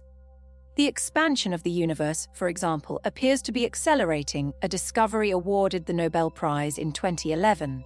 The leading explanation involves vacuum energy, the cumulative effect of all these quantum fluctuations adding up to a small but persistent outward pressure. Theoretically, the total vacuum energy should be immense, far greater than anything we observe. However, for reasons still not fully understood, it mostly cancels itself out, leaving behind a faint residue that drives cosmic acceleration. This mismatch between theoretical prediction and observation is known as the cosmological constant problem, and it remains one of the most significant unsolved mysteries in physics. Even black holes aren't immune to the vacuum's mischief. In the 1970s, Stephen Hawking showed that quantum fluctuations near the event horizon can create real particles. When a particle and its antiparticle pair appear right at the edge, one may fall into the black hole while the other escapes, carrying energy away. To an outside observer, it looks as though the black hole is slowly radiating heat, a process now called Hawking radiation. Over immense timescales, this radiation can cause a black hole to lose mass and eventually evaporate entirely. It's a breathtaking example of how the so-called vacuum can rewrite the fate of some of the universe's most extreme objects. What's perhaps most astonishing about all this is how precisely these effects can be measured. The corrections caused by vacuum fluctuations have been verified in experiments that agree with theory to 1 part in a trillion. When physicists calculate the magnetic moment of the electron, a measure of how strongly it behaves like a tiny magnet, the contribution from the vacuum must be included to get the right answer. Without it, the prediction would fail. That level of agreement is a triumph not just of measurement, but of understanding. It shows that even our notion of empty space obeys precise, elegant rules. The vacuum's restlessness also carries a philosophical weight. It blurs the line between something and nothing, between existence and absence.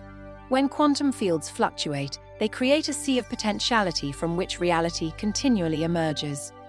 Every photon of light, every atom of matter, every spark of energy was, in some sense, born from this churning background. The Big Bang itself might have been a magnified version of the same phenomenon, a fluctuation that refused to vanish, inflating into a universe instead of fading back into silence. It's also worth noting that the vacuum's energy isn't uniform. In quantum chromodynamics, the theory describing the strong nuclear force, the vacuum is filled with fluctuating fields of quarks and gluons that shape the mass of protons and neutrons. In that sense, most of the mass of ordinary matter doesn't come from the particles themselves, but from the restless energy of the vacuum surrounding them. When you lift a stone, most of its weight comes not from solid matter, but from quantum emptiness bound in motion. On human scales, these effects are imperceptible. The room around you feels still and quiet, yet at the microscopic level, every cubic centimeter of space is buzzing with virtual particles appearing and vanishing at speeds faster than thought. The vacuum isn't a void, it's the foundation of reality. An invisible ocean whose waves build everything that floats above it. When physicists talk about the vacuum, they don't mean nothing. They mean the lowest possible energy configuration the universe allows. Even at that minimum, fluctuations persist. It's like an ocean that can never be perfectly calm. There's always some motion, some rippling beneath the surface. If you could somehow remove every atom, every photon, every ounce of thermal energy from a region of space, it would still hum faintly with quantum whispers. That hum is the heartbeat of the universe. It's strange to think that everything from galaxies to sunlight to our own consciousness arises from a vacuum that refuses to be still. The universe doesn't emerge from silence, it emerges from restless equilibrium, a ceaseless shimmer that defines what empty really means. Nothingness, it turns out, is just another form of something, one that quietly sustains the existence of everything. At the heart of every atom lies one of the most important discoveries in all of science. Energy comes in steps, not slopes. Electrons can't just orbit a nucleus at any random distance, they can only occupy specific, well-defined energy levels. This principle, known as quantization, is what keeps the atom stable, the forces in play, and ultimately, chemistry itself from falling apart. It's the reason atoms are stable, forces have structure, and light takes on specific colors. The idea of quantized energy was first proposed in the early 1900s when Max Planck was trying to solve a riddle about heat and light. Experiments showed that hot objects didn't radiate energy continuously. Instead, their colors shifted in predictable ways as they warmed up. Classical physics couldn't explain this. It predicted that hotter objects should glow infinitely bright in the ultraviolet, a disaster known as the ultraviolet catastrophe. Planck found a fix by assuming that energy was released in discrete packets or quanta, proportional to the frequency of light. It was a bold mathematical trick at the time, but it worked. A few years later, Albert Einstein applied Planck's idea to light itself, showing that it sometimes behaves as if it's made of individual particles, photons, each carrying a precise quantum of energy. Only photons above a certain frequency had enough energy to do it, no matter how bright the light was. This leap of logic explained the photoelectric effect, where light knocks electrons free from metal surfaces. Nowhere is this more evident than inside atoms. When an electron orbits a nucleus, it's bound by the attraction between negative and positive charge. According to classical physics, the electron should be able to orbit at any distance, radiating energy continuously until it crashes into the nucleus. But that doesn't happen. Atoms are stable, and electrons stay suspended in neat, well-defined orbits. Niels Bohr solved the puzzle in 1913 by proposing that electrons could only occupy allowed energy levels specific rungs on an atomic ladder. To move between these rungs, they must absorb or emit a precise amount of energy in the form of a photon. That simple picture gave rise to one of the most beautiful signatures in all of science: atomic spectra. When you heat a gas or shine light through it, the atoms absorb or emit light only at particular wavelengths. Viewed through a prism, these appear as bright or dark lines, like barcodes unique to each element. Hydrogen's lines form a simple pattern of reds and blues. Helium's lines are more complex. Iron's lines span across the spectrum like tangled piano keys. These spectral fingerprints allow astronomers to identify the chemical makeup of distant stars and galaxies, even millions of light years away. Every point of light in the night sky carries a record of quantized energy steps imprinted upon it. The principle of quantized energy extends beyond atoms into the world of molecules and solids. In molecules, the same rules apply to vibrations and rotations. Bonds between atoms can stretch or twist only in discrete modes, each with its own quantized energy. That's why water vapor absorbs infrared light at specific wavelengths, giving Earth's atmosphere its unique fingerprint in climate models.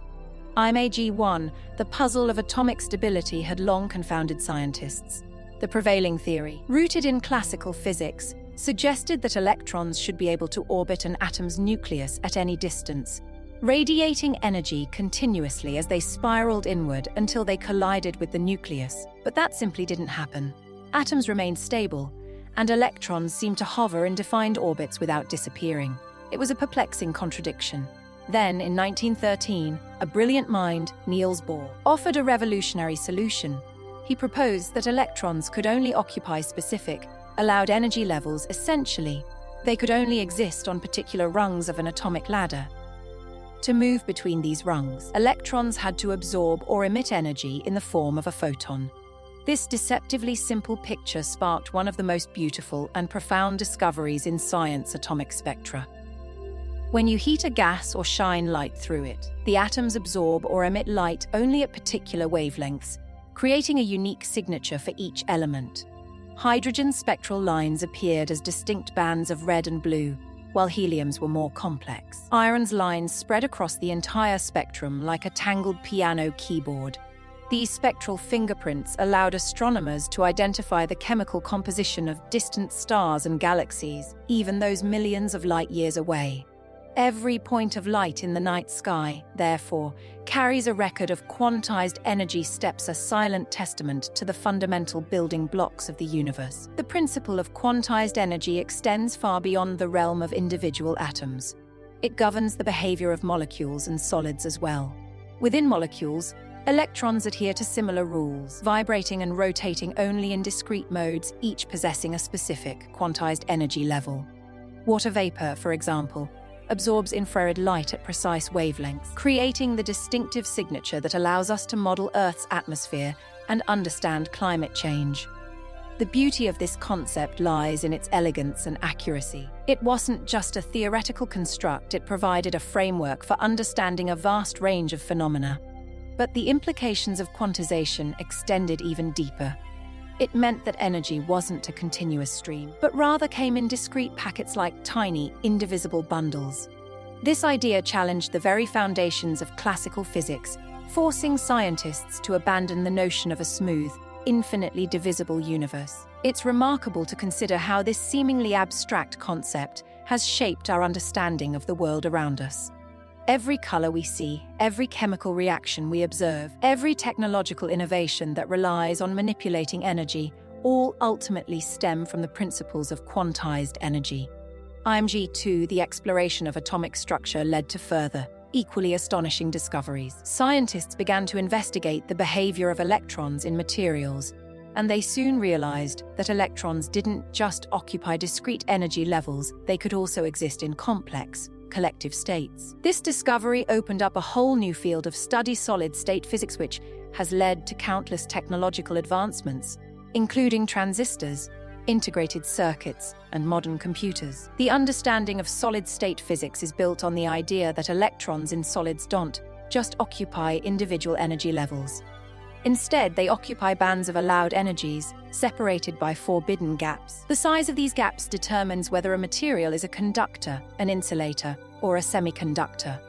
Without the concept of quantized bands, the technologies that underpin modern life, computers, LEDs, and countless other devices simply wouldn't exist.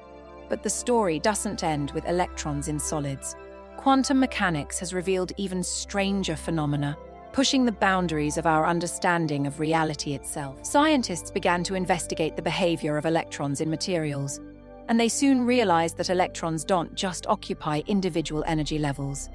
Instead, they occupy bands of allowed energies, separated by forbidden gaps. The size of these gaps determines whether a material is a conductor, an insulator, or a semiconductor. Without the concept of quantized bands, the technologies that underpin modern life, computers, LEDs, and countless other devices simply wouldn't exist. The exploration of atomic structure led to further, equally astonishing discoveries. Scientists began to investigate the behavior of electrons in materials, and they soon realized that electrons don't just occupy individual energy levels. Instead, they occupy bands of allowed energies, separated by forbidden gaps. The size of these gaps determines whether a material is a conductor, an insulator, or a semiconductor. Without the concept of quantized bands, the technologies that underpin modern life, computers, LEDs, and countless other devices simply wouldn't exist. The journey into the quantum world, however, didn't stop there. Scientists began to probe the behavior of electrons in even more exotic systems. They discovered that electrons, when confined to small spaces, could exhibit wave-like properties, a phenomenon known as quantum confinement. This discovery led to the development of new technologies, such as quantum dots, which are tiny semiconductor crystals that can be used to create displays with unprecedented brightness and color accuracy.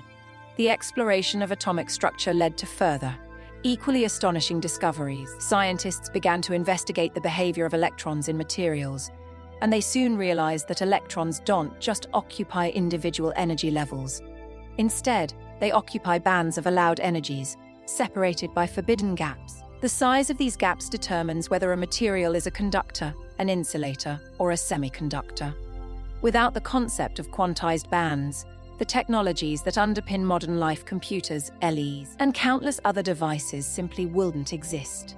The story doesn't end with electrons in solids. The journey into the quantum world, however, didn't stop there. The exploration of atomic structure led to further, equally astonishing discoveries. Scientists began to investigate the behavior of electrons in materials, and they soon realized that electrons don't just occupy individual energy levels. Instead, they occupy bands of allowed energies, separated by forbidden gaps. The size of these gaps determines whether a material is a conductor, an insulator, or a semiconductor.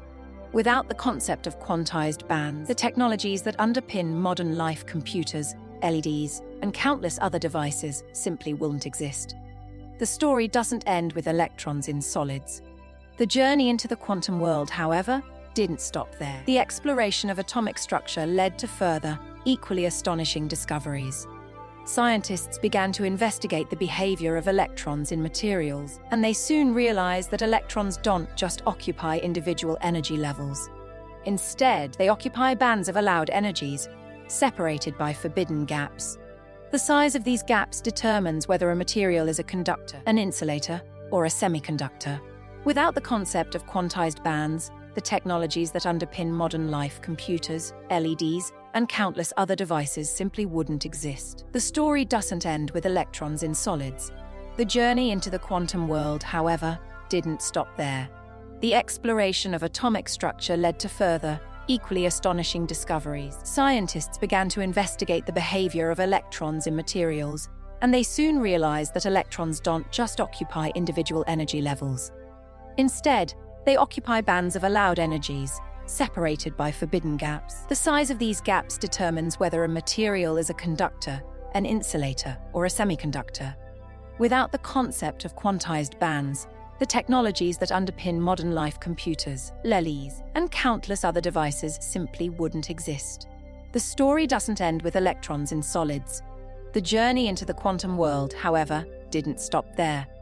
The exploration of atomic structure led to further, equally astonishing discoveries. Scientists began to investigate the behavior of electrons in materials, and they soon realized that electrons don't just occupy individual energy levels. Instead, they occupy bands of allowed energies, separated by forbidden gaps. The size of these gaps determines whether a material is a conductor, an insulator, or a semiconductor. Without the concept of quantized bands, the technologies that underpin modern life, computers, LEDs, and countless other devices simply wouldn't exist. The story doesn't end with electrons in solids. The journey into the quantum world, however, didn't stop there. The exploration of atomic structure led to further, equally astonishing discoveries. Scientists began to investigate the behavior of electrons in materials, and they soon realized that electrons don't just occupy individual energy levels. Instead, they occupy bands of allowed energies, separated by forbidden gaps. The size of these gaps determines whether a material is a conductor, an insulator, or a semiconductor. Without the concept of quantized bands, the technologies that underpin modern life, computers, LEDs, and countless other devices simply wouldn't exist. The story doesn't end with electrons in solids. The journey into the quantum world, however, didn't stop there. The exploration of atomic structure led to further, equally astonishing discoveries. Scientists began to investigate the behavior of electrons in materials, and they soon realized that electrons don't just occupy individual energy levels. Instead, they occupy bands of allowed energies, separated by forbidden gaps. The size of these gaps determines whether a material is a conductor, an insulator, or a semiconductor. Without the concept of quantized bands, the technologies that underpin modern life, computers, LEDs, and countless other devices simply wouldn't exist. The story doesn't end with electrons in solids. The journey into the quantum world, however, didn't stop there. The exploration of atomic structure led to further, equally astonishing discoveries. Scientists began to investigate the behavior of electrons in materials, and they soon realized that electrons don't just occupy individual energy levels. Instead, they occupy bands of allowed energies, separated by forbidden gaps. The size of these gaps determines whether a material is a conductor, an insulator, or a semiconductor. Without the concept of quantized bands, the technologies that underpin modern life, computers, LEDs, and countless other devices simply won't exist. The story doesn't end with electrons in solids.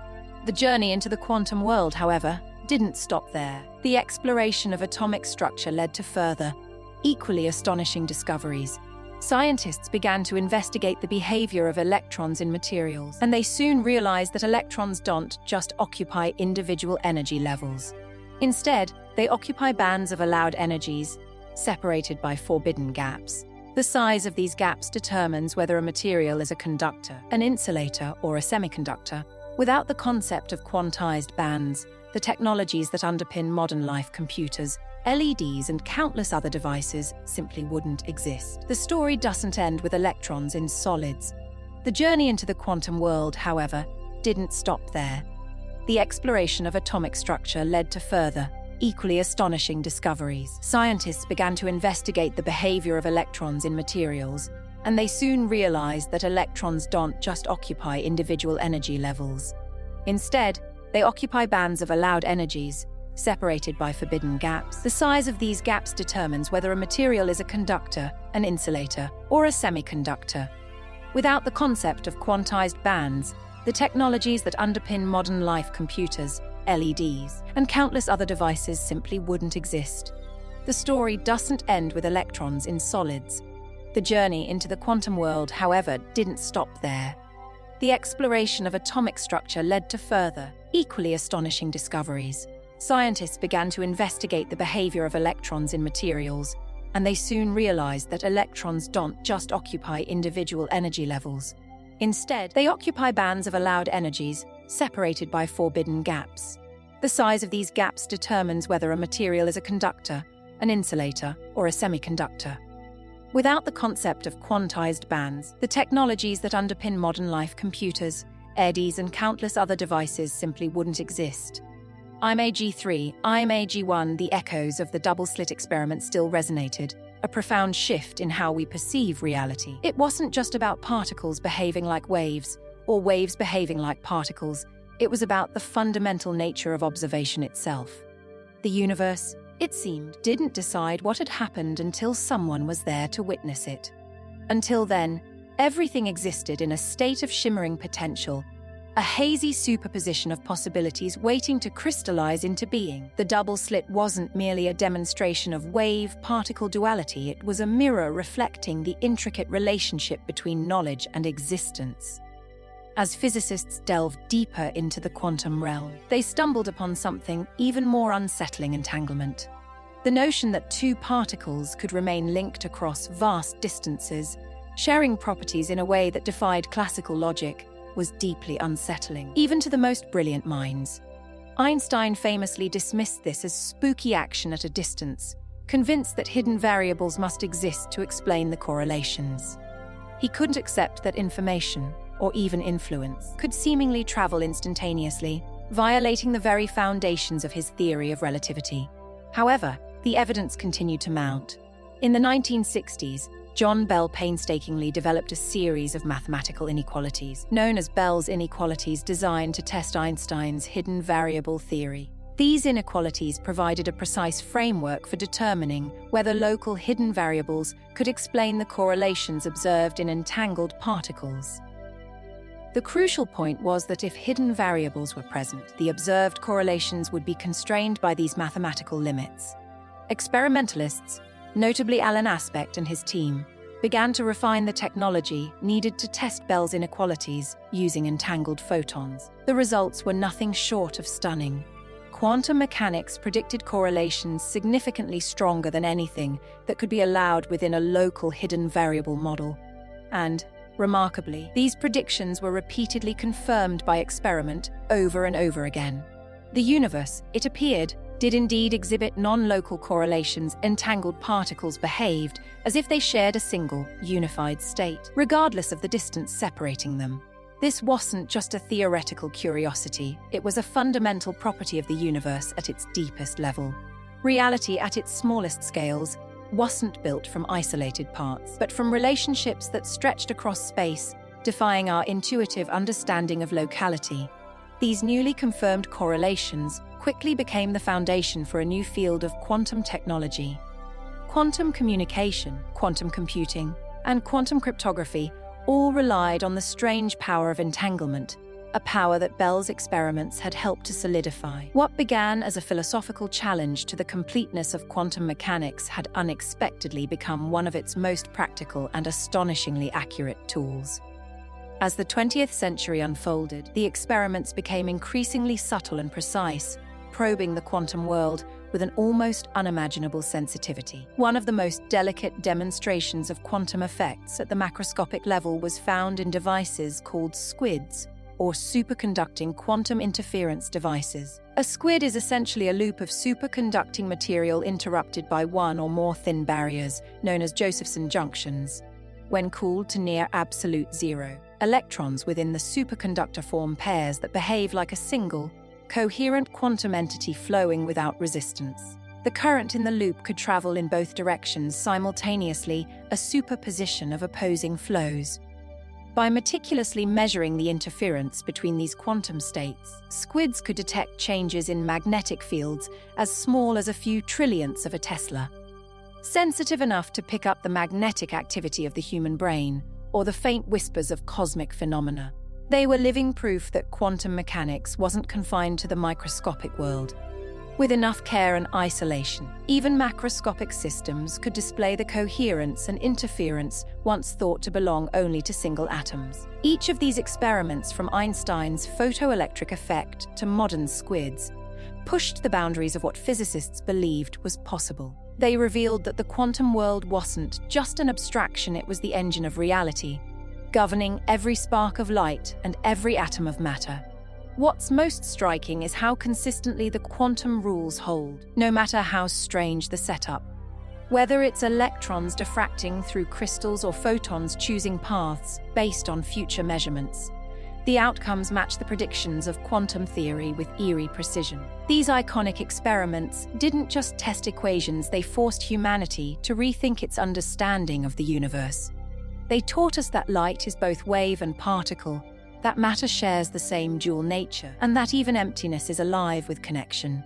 The quantum world may be strange, but it's also astonishingly consistent, revealing the same truth again and again.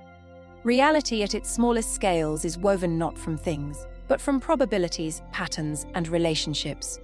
If classical physics was about discovering how the universe works, quantum experiments revealed why it feels so mysterious.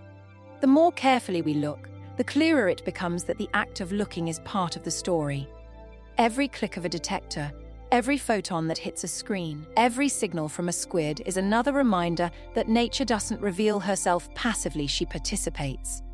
And in that subtle partnership between observer and observed, the universe continues to perform its most dazzling trick, turning possibility into reality, one quantum at a time.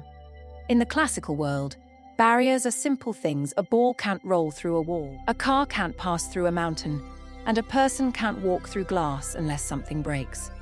But in the quantum world, rules like can't become less absolute. Particles can, and often do, pass straight through barriers they shouldn't be able to cross. This is called quantum tunneling, and it's one of the strangest and most consequential effects in the universe. To understand tunneling, it helps to start with how quantum particles behave. An electron, for instance, isn't a point like marble following a single path, it's a wave of probability spread out in space. Where classical physics would assign it a definite position and energy, quantum mechanics describes it as a cloud of possibilities. When such a wave encounters a barrier, say a region of higher potential energy, it doesn't just stop, part of the wave reflects back, but part of it seeps through, fading as it goes. If the barrier is thin enough or the energy high enough, the wave can emerge on the other side, even though classically the particle doesn't have enough energy to climb over. It's as if the universe occasionally allows particles to take shortcuts through walls, but only according to precise mathematical probabilities. The particle doesn't punch a hole through the barrier or dig under it, it simply exists as a wave that, against all odds, continues on the far side. And yet, this isn't magic, it's the natural outcome of the Schrödinger equation, the rule book that governs all quantum motion. Though it may sound like an oddity confined to theory, tunneling is at work all around us and even above us. The light of the sun, for example, owes its very existence to tunneling. Deep within the sun's core, hydrogen nuclei collide at immense speeds and temperatures. But even there, they shouldn't have enough energy to overcome the strong electrical repulsion between their positive charges. Classically, fusion shouldn't happen. Yet it does constantly because quantum tunneling allows protons to slip through the energy barrier and fuse together. Without tunneling, stars would never ignite, and the universe would be dark, cold, and lifeless. Every ray of sunlight, every star in the night sky is a quiet celebration of the fact that the quantum world bends the rules of probability just enough to keep creation going. Here on Earth, tunneling has become one of our most powerful scientific tools. In 1981, physicists Gerd Binnig and Heinrich Rohrer built the Scanning Tunneling Microscope, STM, an instrument so sensitive that it can image individual atoms. The device works by bringing an ultra-fine metal tip within a few nanometers of a surface. Even though the tip doesn't physically touch the sample, electrons can tunnel across the tiny gap, creating a measurable current. The strength of that current depends on the distance between the tip and the surface, changing exponentially with even the smallest movements. By scanning the tip across the sample and recording the current, scientists can map out atomic landscapes in exquisite detail. The STM opened a new era of nanotechnology, allowing researchers not only to see atoms but to manipulate them one by one. Tunneling is also behind one of nature's more mysterious processes, radioactive decay. In certain unstable nuclei, particles like alpha particles are trapped by strong nuclear forces inside an energy barrier. Classically, they should stay confined forever, but quantum mechanics gives them a chance, small but non-zero, to tunnel through that barrier and escape. This is how many radioactive elements decay over time, their lifetimes governed by the probability of tunneling. The thicker the barrier, the slower the decay. That's why some isotopes vanish in seconds, while others endure for billions of years. The steady ticking of radioactive clocks, used to date rocks and fossils, is a direct result of quantum particles slipping through energy walls, one improbable event at a time. In electronics, tunneling shows up in surprising ways, too. Devices called tunnel diodes take advantage of it to achieve extraordinary speeds. In a tunnel diode, electrons move through a very thin insulating layer between two conductive regions. Because of tunneling, they can pass through the barrier instead of going over it, allowing the device to switch states almost instantaneously. This makes tunnel diodes incredibly fast and efficient with applications in high-frequency oscillators and advanced circuits. Another device, the Josephson junction, uses tunneling between superconductors to create precise voltage standards and ultra-sensitive magnetometers. The same principle behind squids used in measuring the tiniest magnetic fields. Tunneling isn't confined to electrons and protons. It happens in chemistry and biology too. In certain chemical reactions, atoms can rearrange in ways that would require more energy than seems available unless quantum tunneling steps in. Hydrogen, being light and wave-like, can tunnel through energy barriers in enzyme reactions, speeding up biochemical processes in ways classical chemistry can't fully explain. Some researchers even suspect tunneling plays a role in photosynthesis, helping plants move energy efficiently through molecular networks. In a sense, life itself may rely on the same quantum trick that powers stars. What's remarkable is how consistently the quantum rules hold, no matter how strange the setup. Whether it's electrons diffracting through crystals or photons choosing paths based on future measurements, the outcomes match the predictions of quantum theory with eerie precision. These iconic experiments didn't just test equations, they forced humanity to rethink its understanding of the universe. They taught us that light is both wave and particle, that matter shares the same dual nature, and that even emptiness is alive with connection. The quantum world may be strange, but it's also astonishingly consistent, revealing the same truth again and again. Reality at its smallest scales is woven not from things, but from probabilities, patterns, and relationships. If classical physics is about discovering how the universe works, quantum experiments revealed why it feels so mysterious.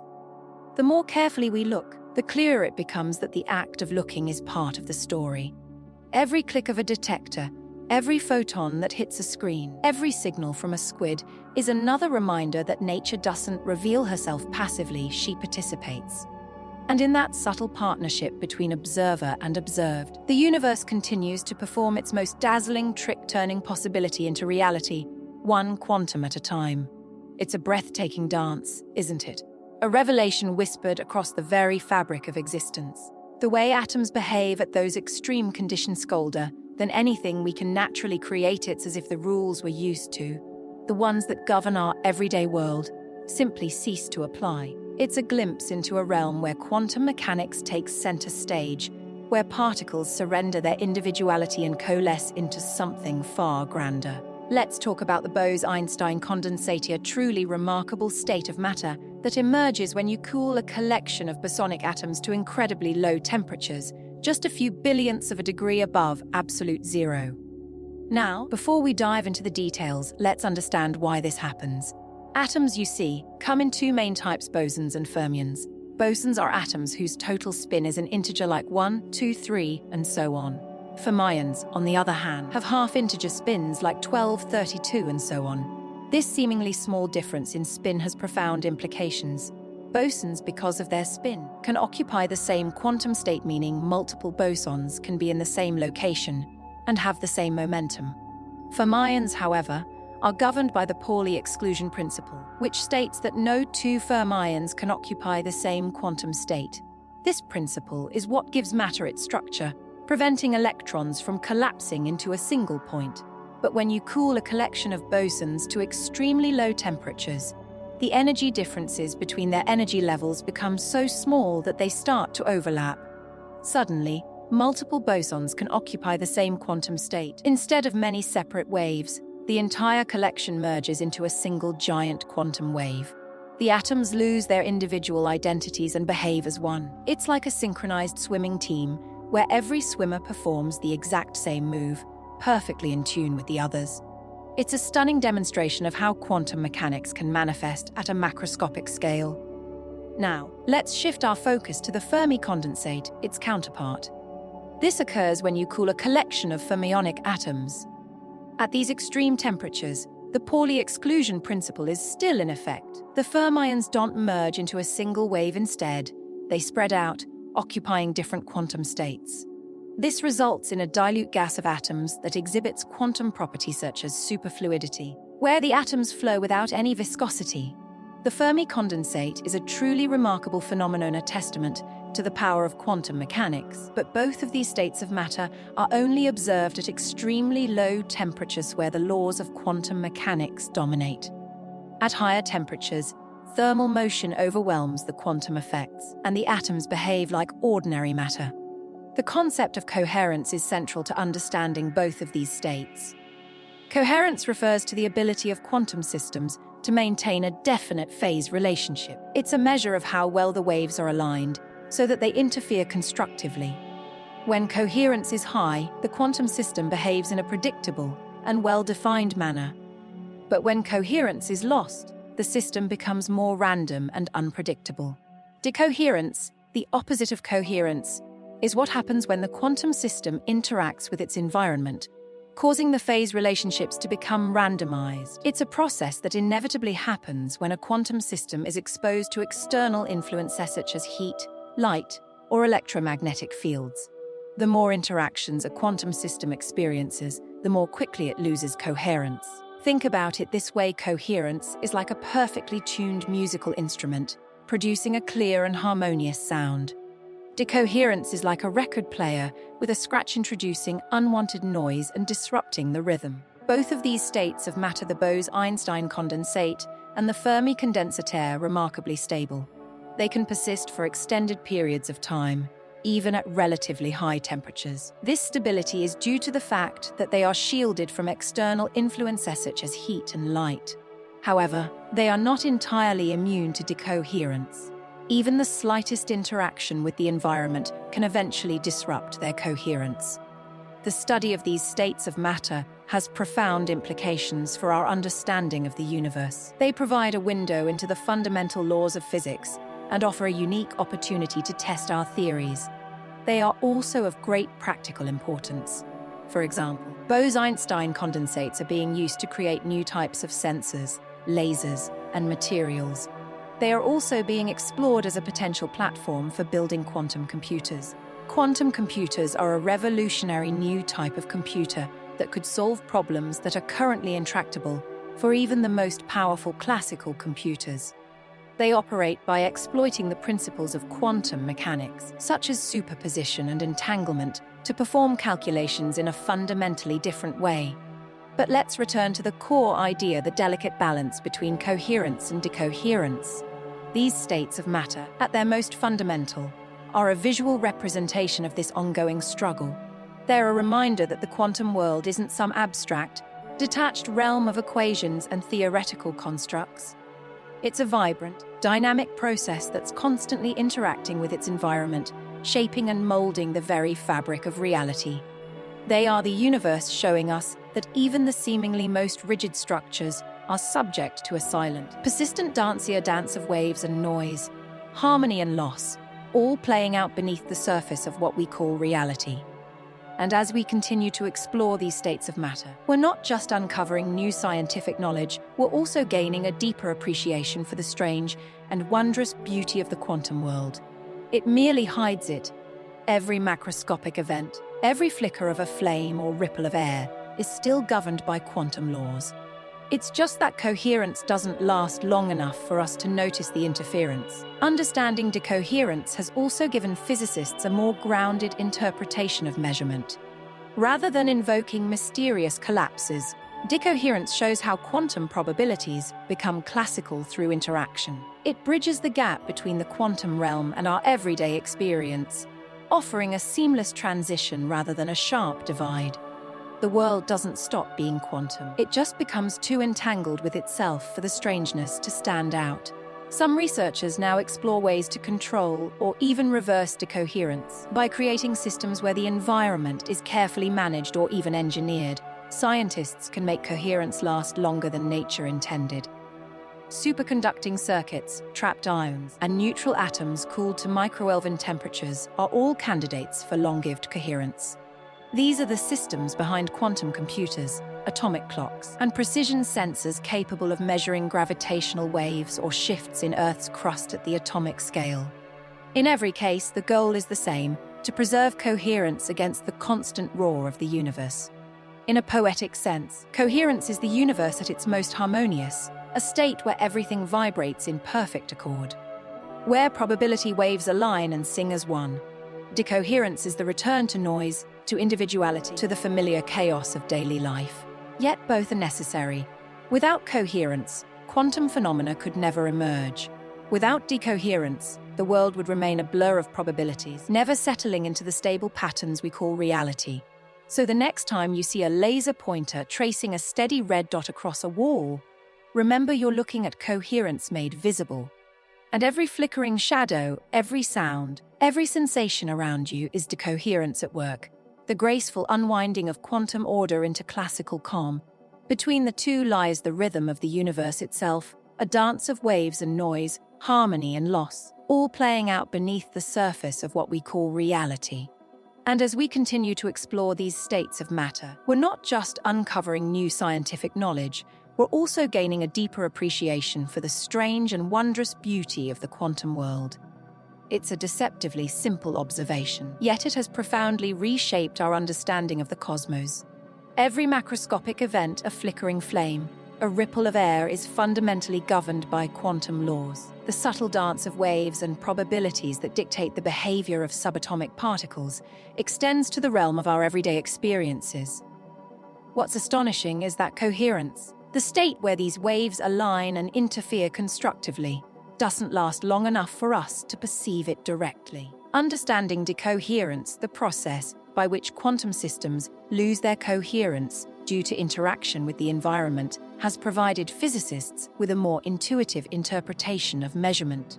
Instead of invoking the idea of mysterious collapses of the wave function, decoherence offers a mechanism by which quantum probabilities become classical. It's a remarkable bridge between the abstract, theoretical world of quantum mechanics and our everyday experience, transforming the seemingly impossible into something tangible. The world doesn't simply stop being quantum, it's just modulated, its strangeness subdued by the relentless entanglement with itself. Researchers are now actively pursuing ways to control or even reverse this decoherence, seeking to create systems where coherence can be maintained for extended periods. Superconducting circuits, trapped ions, and neutral atoms cooled to microkelvin temperatures are proving to be promising candidates, systems where the delicate balance between order and disorder can be manipulated. These technologies lie at the heart of emerging quantum computers, ultra-precise atomic clocks, and sensors capable of detecting gravitational waves or subtle shifts in Earth's crust at the atomic scale. Ultimately, the goal is to harness this ability to preserve coherence against the constant roar of the universe's inherent noise. In a poetic sense, coherence represents the universe at its most harmonious, a state where everything vibrates in perfect accord, where probability waves align and sing as one. Decoherence, conversely, is the return to noise, to individuality, to the familiar chaos of daily life. But both are intrinsically necessary. Without the initial state of coherence, quantum phenomena, the bizarre behaviors of subatomic particles, would be utterly undetectable.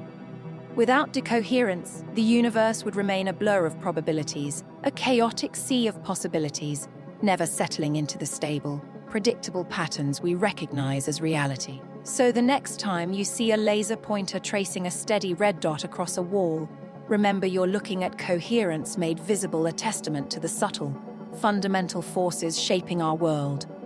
And every flickering shadow, every sound, every sensation around you is decoherence at work, the graceful unwinding of quantum order into classical calm. Between the two lies the rhythm of the universe itself, a dance of waves and noise, harmony and loss, all playing out beneath the surface of what we call reality. As we delve deeper into the realm of matter, the distinctions between the quantum and the classical become increasingly blurred, revealing a surprisingly elegant and interconnected system. Every macroscopic event, the flicker of a flame, the ripple of air, is governed by quantum laws. The fundamental reality is that these laws, governing the behavior of particles at the atomic and subatomic levels, extend to the largest scales we experience. It's not simply a matter of scale, it's a profound connection. Understanding decoherence has fundamentally shifted our interpretation of measurement. Rather than invoking mysterious collapses of the wave function, decoherence offers a much more grounded explanation. It shows how quantum probabilities transform into classical observations through interaction with the environment. This doesn't diminish the strangeness of the quantum world, but it provides a framework for understanding how it manifests in our everyday experiences. It's a bridge, allowing us to conceptualize the quantum realm not as an isolated, detached entity, but as an integral part of the universe we inhabit. The world doesn't abruptly cease to be quantum, it's subtly modulated, its inherent strangeness subdued by the constant engagement with its surroundings. Scientists are now actively exploring methods to control or even reverse this decoherence process, seeking to create systems where coherence can be sustained for longer durations than nature typically allows. Superconducting circuits, trapped ions, and neutral atoms cooled to microkelvin temperatures are all being investigated as potential platforms, systems where the delicate balance between quantum order and disorder can be precisely managed. These technologies are at the forefront of quantum computing, ultra-precise atomic clocks, and sensors capable of detecting gravitational waves or shifts in Earth's crust at the atomic scale. The overarching goal is to harness this ability to preserve coherence against the relentless roar of the universe's ambient noise. It's a poetic notion, coherence representing the universe at its most harmonious, a state where everything vibrates in perfect accord, where probability waves align and sing as one. Decoherence, conversely, is the return to noise, to individuality, and to the familiar, often chaotic, reality of daily life. Yet, both processes are fundamentally necessary. Without the initial state of coherence, quantum phenomena, the seemingly impossible behaviors of subatomic particles, would remain undetectable. Without decoherence, the world would remain a perpetually shifting blur of probabilities, incapable of settling into the stable, predictable patterns we call reality. So, the next time you observe a laser pointer tracing a steady red dot across a wall, remember that you're witnessing coherence made visible, a tangible manifestation of the fundamental forces shaping our world. And every flickering shadow, every sound, every sensation you experience is decoherence, at work the graceful unwinding of quantum order into classical calm. Between these two states lies the rhythm of the universe itself, a dance of waves and noise, harmony and loss, all playing out beneath the surface of what we perceive as reality.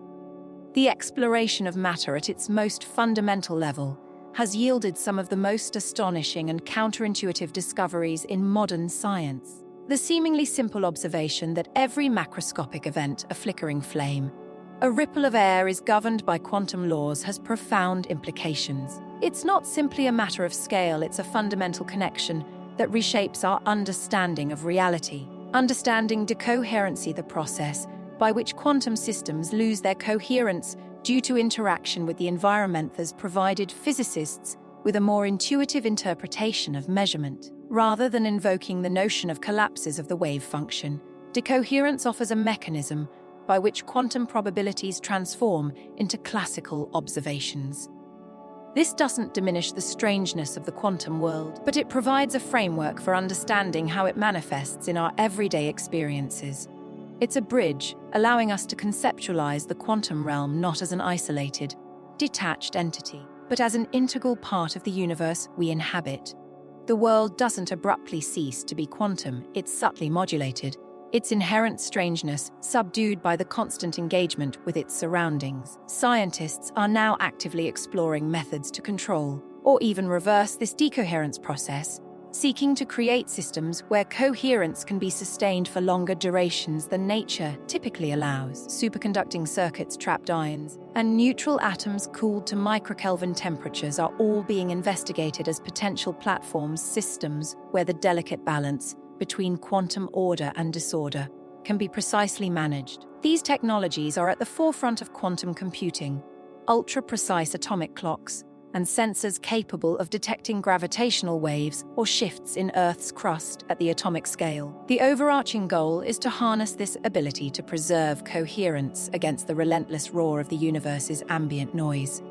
It's a poetic notion, coherence representing the universe at its most harmonious, a state where everything vibrates in perfect accord, where probability waves align and sing as one. Decoherence, conversely, is the return to noise, to individuality, and to the familiar, often chaotic, reality of daily life. Yet, both processes are fundamentally necessary. Without the initial state of coherence, quantum phenomena, the seemingly impossible behaviors of subatomic particles, would remain undetectable.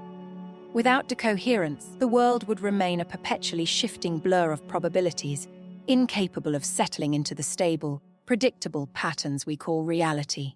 So, the next time you observe a laser pointer tracing a steady red dot across a wall, remember that you're witnessing coherence made visibly, a tangible manifestation of the fundamental forces shaping our world.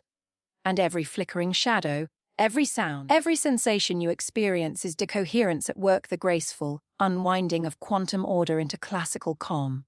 Between these two states lies the rhythm of the universe itself, a dance of waves and noise, harmony and loss, all playing out beneath the surface of what we perceive as reality. The investigation of matter at its most fundamental level has yielded some of the most extraordinary and often baffling discoveries in the history of science. The seemingly simple observation that every macroscopic event, a flickering flame, a ripple of air, is governed by quantum laws, is profoundly impactful. It's not merely a matter of scale, it's a fundamental connection that profoundly reshapes our understanding of reality. Understanding decoherence of the process by which quantum systems lose their coherence due to interaction with the environment has provided physicists with a remarkably intuitive interpretation of measurement. Instead of invoking the mysterious collapses of the wave function, decoherence offers a mechanism by which quantum probabilities transform into classical observations. This doesn't diminish the strangeness of the quantum realm, but it provides a framework for understanding how it manifests in our everyday experiences. It's a bridge, allowing us to conceptualize the quantum realm not as an isolated, detached entity, but as an integral part of the universe we inhabit.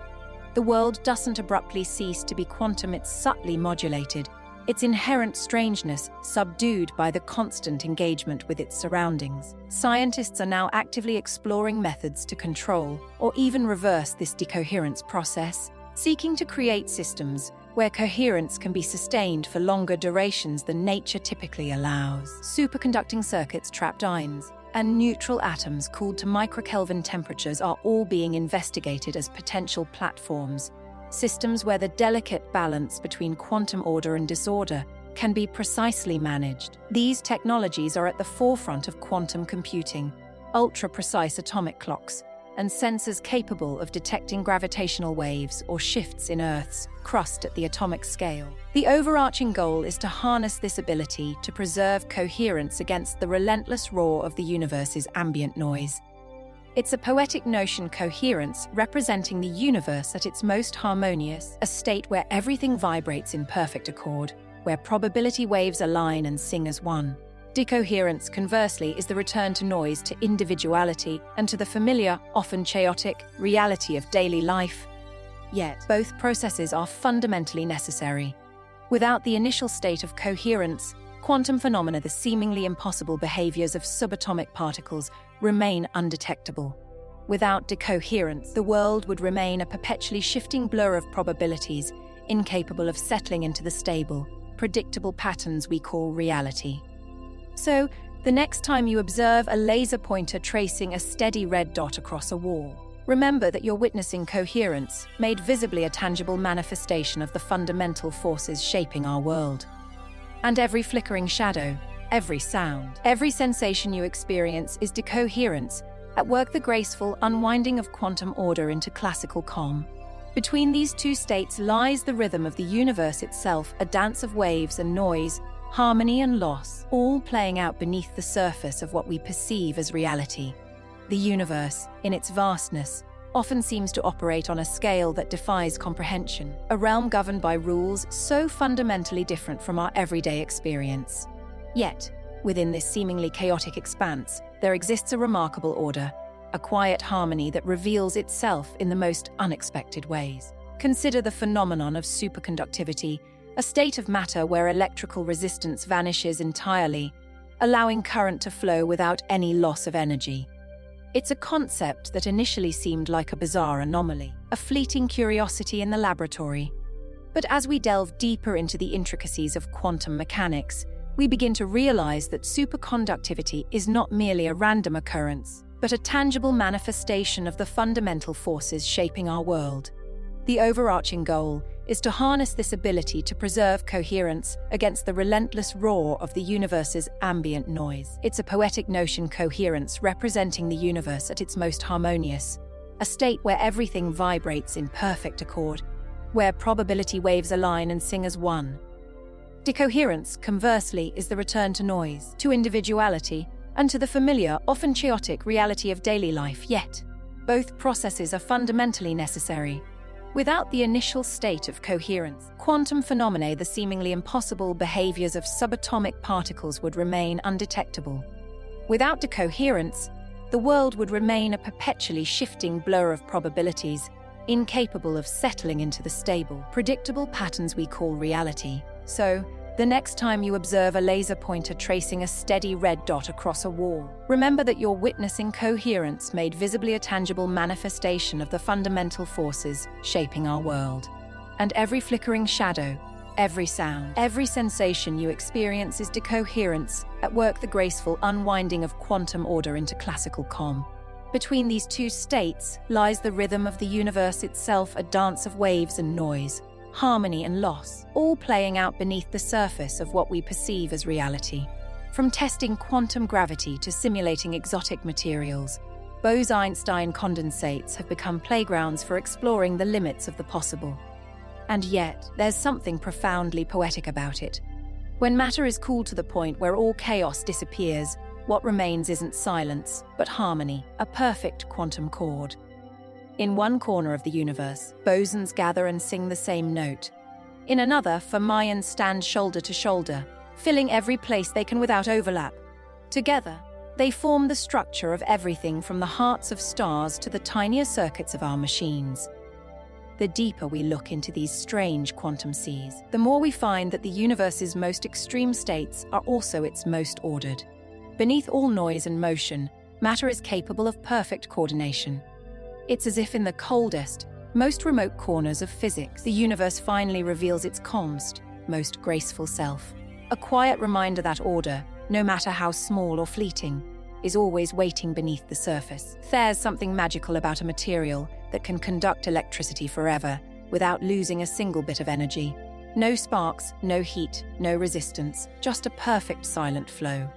That's the promise of superconductivity, one of the most striking and mysterious consequences of quantum physics made visible on a human scale. When certain materials are cooled below a critical temperature, their electrical resistance suddenly drops to zero. Not almost zero, not so small it's hard to measure, but exactly zero.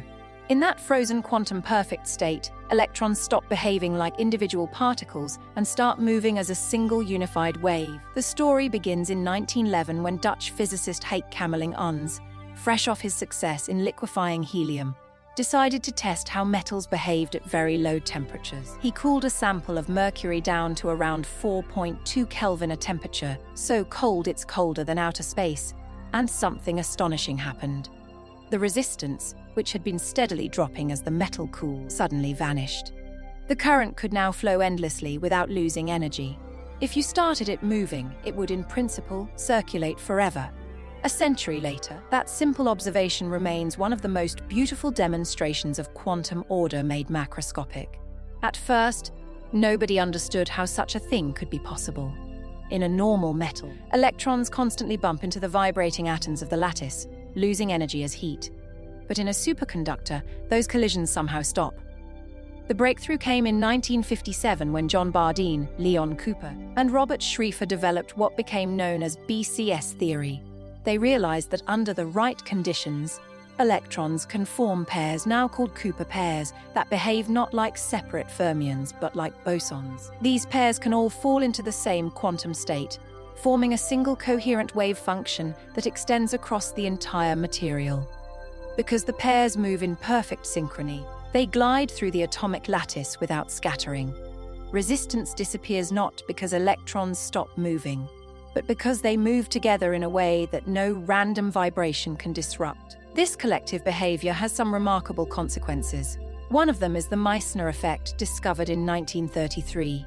When a material becomes superconducting, it doesn't just allow current to flow freely. It actively expels magnetic fields from its interior. Place a magnet near a superconducting surface, and it will levitate, held up by the repulsion of its own magnetic field, excluded from the superconductor's body. This isn't mere magnetic pushback. It's a direct result of the superconductor's quantum state reorganizing itself to cancel any internal magnetic flux. It's as if the material insists on remaining perfectly quiet, rejecting any outside disturbance that tries to intrude. The Meissner effect is more than a curiosity. It's a clear sign that superconductivity is a true phase of matter like ice or steam with its own distinct properties. It shows that superconductors aren't just perfect conductors. They're quantum systems maintaining macroscopic coherence. The same physics that governs an atom's electrons now applies to trillions of them at once, locked in step across distances visible to the naked eye. Superconductivity also led to one of the most astonishing quantum effects ever discovered, the Josephson effect. In 1962, British physicist Brian Josephson predicted that if two superconductors were separated by a very thin insulating barrier, just a few atoms thick pairs of electrons could tunnel through that barrier without any applied voltage. This was quantum tunneling on a grand scale. Electrons moving effortlessly through a wall that should have been impenetrable. Even more remarkably, if a small voltage were applied, the current would oscillate at a frequency precisely determined by that voltage, connecting electricity to time through one of the most exact relationships in physics. When Josephson's prediction was confirmed experimentally, it opened an entire new world of technology. A Josephson junction, the sandwich of two superconductors with a thin insulator between, became the cornerstone of ultra-sensitive devices known as SQUID, or superconducting quantum interference devices.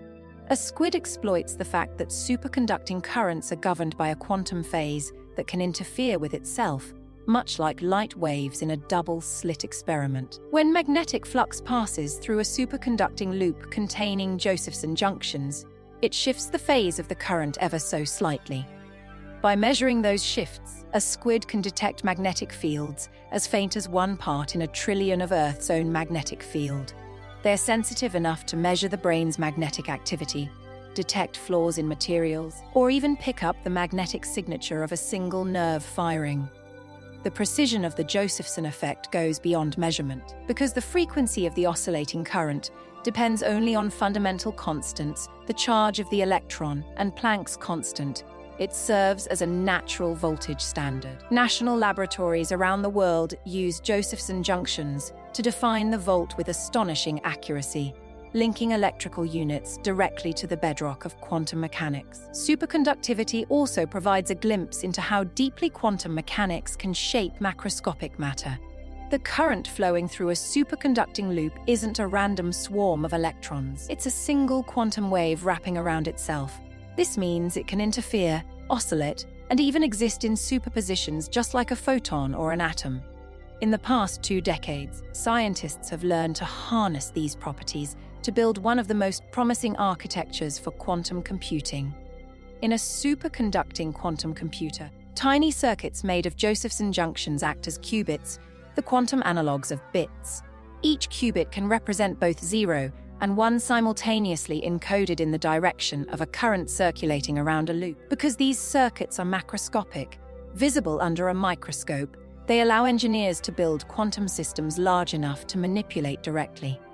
Yet, because they are superconducting, they behave as pure quantum objects capable of entanglement, superposition, and interference. By coupling many such qubits together, researchers can perform calculations that, in principle, no classical computer could match. The challenge, of course, is coherence. Superconductors are remarkably robust against some kinds of noise, but even the tiniest interaction with the outside world can disturb their delicate quantum states. That's why these circuits are cooled to temperatures just a few thousandth of a degree above absolute zero, housed in elaborate refrigerators that resemble gleaming silver chandeliers. Inside those frigid chambers, electrons pair up and glide through their crystalline playgrounds in unison, their quantum choreography unfolding in perfect silence. Beyond computing, superconductivity has already transformed technology in countless ways. MRI machines use powerful superconducting magnets to peer inside the human body. Particle accelerators rely on them to steer and focus beams at near light speed. Maglev trains float effortlessly above their tracks, supported by superconducting magnets repelling the rails below. In all these cases, the effect that began as a laboratory curiosity in 1911 has become an indispensable tool of modern science and engineering. And yet, despite a century of progress, superconductivity still holds mysteries. Researchers continue to hunt for materials that become superconducting at higher temperatures, ideally at room temperature. In recent years, compounds of hydrogen and rare metals have shown tantalizing results, becoming superconducting under immense pressures. If the phenomenon could ever be achieved in everyday conditions, the impact would be revolutionary. Lossless power grids, perfectly efficient motors, and electronics without waste heat. At its core, superconductivity is a story about cooperation. It's what happens when countless electrons, which normally repel one another, fall into alignment and act as one. Its nature showing that when individual particles give up their independence and move together in perfect phase, resistance vanishes. The Josephson effect and its offspring, squids, qubits, and superconducting magnets are all echoes of that harmony. Applications born from a single idea that even in the coldest, most silent conditions, the universe is still humming with coordination. So, while most of us think of electricity as something that flows with friction, wasting energy as it goes, superconductivity reminds us that there's another way. One that's perfectly ordered, perfectly quiet, and perfectly efficient. It's quantum mechanics not as chaos but as calm. The same laws that make the microscopic world unpredictable can under the right conditions produce a state of absolute precision. In that stillness where resistance disappears and waves move as one, we glimpse a rare kind of perfection. The universe finally without loss. Quantum mechanics may sound like something that only belongs in research labs or thought experiments, but it quietly powers the modern world. Every screen, every smartphone, every computer chip is built on the invisible framework of quantum physics. It's in the light from LEDs, The timing of GPS signals, the hum of MRI machines, and even the electricity flowing through transistors. These strange rules that govern atoms and waves aren't just curiosities. They're the reason technology works at all. Start with the transistor, the tiny switch that changed human history. A single computer chip can contain billions of them, each one turning currents on and off faster than any mechanical part could ever move. Transistors work because of quantum mechanics. Inside a semiconductor, electrons don't roam freely like in a metal, nor are they locked in place like in an insulator.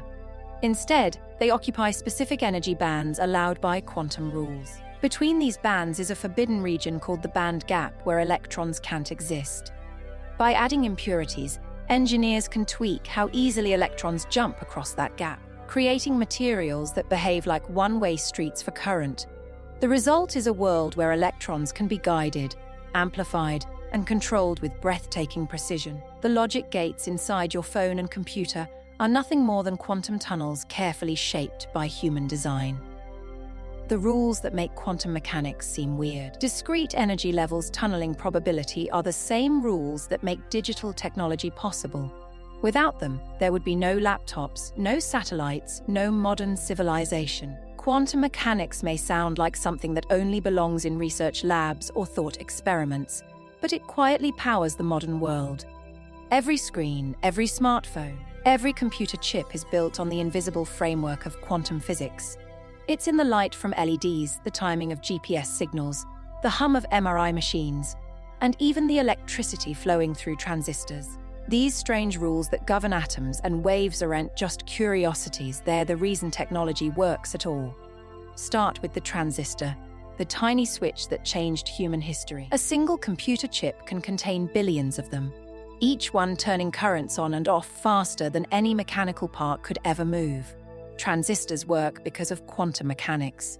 Inside a semiconductor, electrons don't roam freely like in a metal, nor are they locked in place like in an insulator. Instead, they occupy specific energy bands allowed by quantum rules. Between these bands is a forbidden region called the band gap, where electrons can't exist. By adding impurities, engineers can tweak how easily electrons jump across that gap, creating materials that behave like one-way streets for current. The result is a world where electrons can be guided, amplified, and controlled with breathtaking precision. The logic gates inside your phone and computer are nothing more than quantum tunnels, carefully shaped by human design. The rules that make quantum mechanics seem weird discrete energy levels. Tunneling probability are the same rules that make digital technology possible. Without them, there would be no laptops, no satellites, no modern civilization. The shift in understanding happened slowly, a gradual refinement of our perception of reality. Initially, classical physics, with its Newtonian laws, provided a remarkably accurate description of the world. It explained the motion of planets, the trajectory of projectiles, and the behavior of fluids. But as scientists probed deeper into the nature of matter and energy, inconsistencies began to appear. Blackbody radiation, the emission of electromagnetic radiation by heated objects, couldn't be fully explained by classical physics. Similarly, the photoelectric effect, where electrons are emitted from a metal surface when light shines on it, defied classical expectations. These anomalies pointed to a deeper, more fundamental reality, one governed by the principles of quantum mechanics. Max Planck's groundbreaking work in 1900, where he proposed that energy is emitted and absorbed in discrete packets called quanta, was a crucial first step. Albert Einstein's subsequent explanation of the photoelectric effect in 1905, treating light as both a wave and a particle, a concept known as wave-particle duality, cemented the shift. Niels Bohr's model of the atom, introduced in 1913, further refined the understanding, proposing that electrons orbit the nucleus in specific energy levels, much like planets orbit the sun. These quantized energy levels explained the stability of atoms and the discrete lines observed in atomic spectra. Quantum mechanics wasn't simply a theoretical curiosity, it was a revolutionary new way of understanding the universe. It forced scientists to abandon the intuitive, classical notions of continuity and determinism and embrace a world where energy and matter are quantized and probabilistic. This shift had profound implications, not only for physics but for philosophy and our fundamental understanding of reality. The core of quantum mechanics rests on several key principles. The most fundamental is quantization, the idea that energy, momentum, angular momentum, and other quantities are not continuous but come in discrete, fixed values. This contrasts sharply with classical physics, where these quantities can take on any value within a given range. Another crucial principle is wave-particle duality, the observation that particles, such as electrons and photons, can exhibit both wave-like and particle-like behavior. This was initially a perplexing concept, but experiments, such as the double-slit experiment, demonstrated that particles can interfere with themselves, just like waves.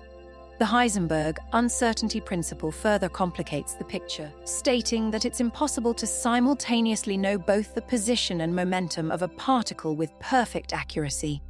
The more precisely one property is known, the less precisely the other can be determined. This isn't a limitation of our measuring instruments, it's a fundamental property of the universe.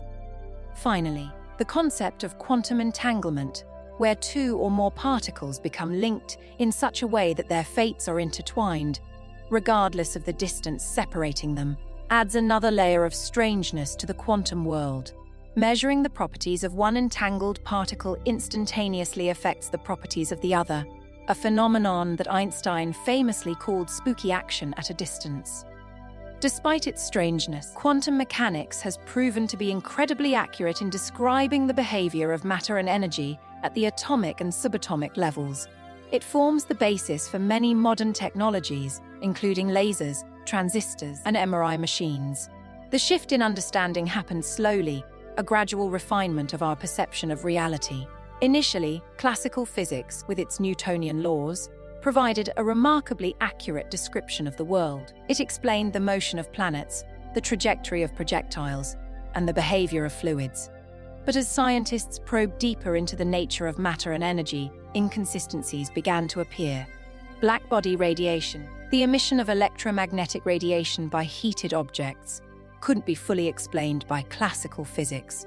Similarly, the photoelectric effect, where electrons are emitted from a metal surface when light shines on it, defied classical expectations. These anomalies pointed to a deeper, more fundamental reality, one governed by the principles of quantum mechanics. Max Planck's groundbreaking work in 1900, where he proposed that energy is emitted and absorbed in discrete packets called quanta, was a crucial first step.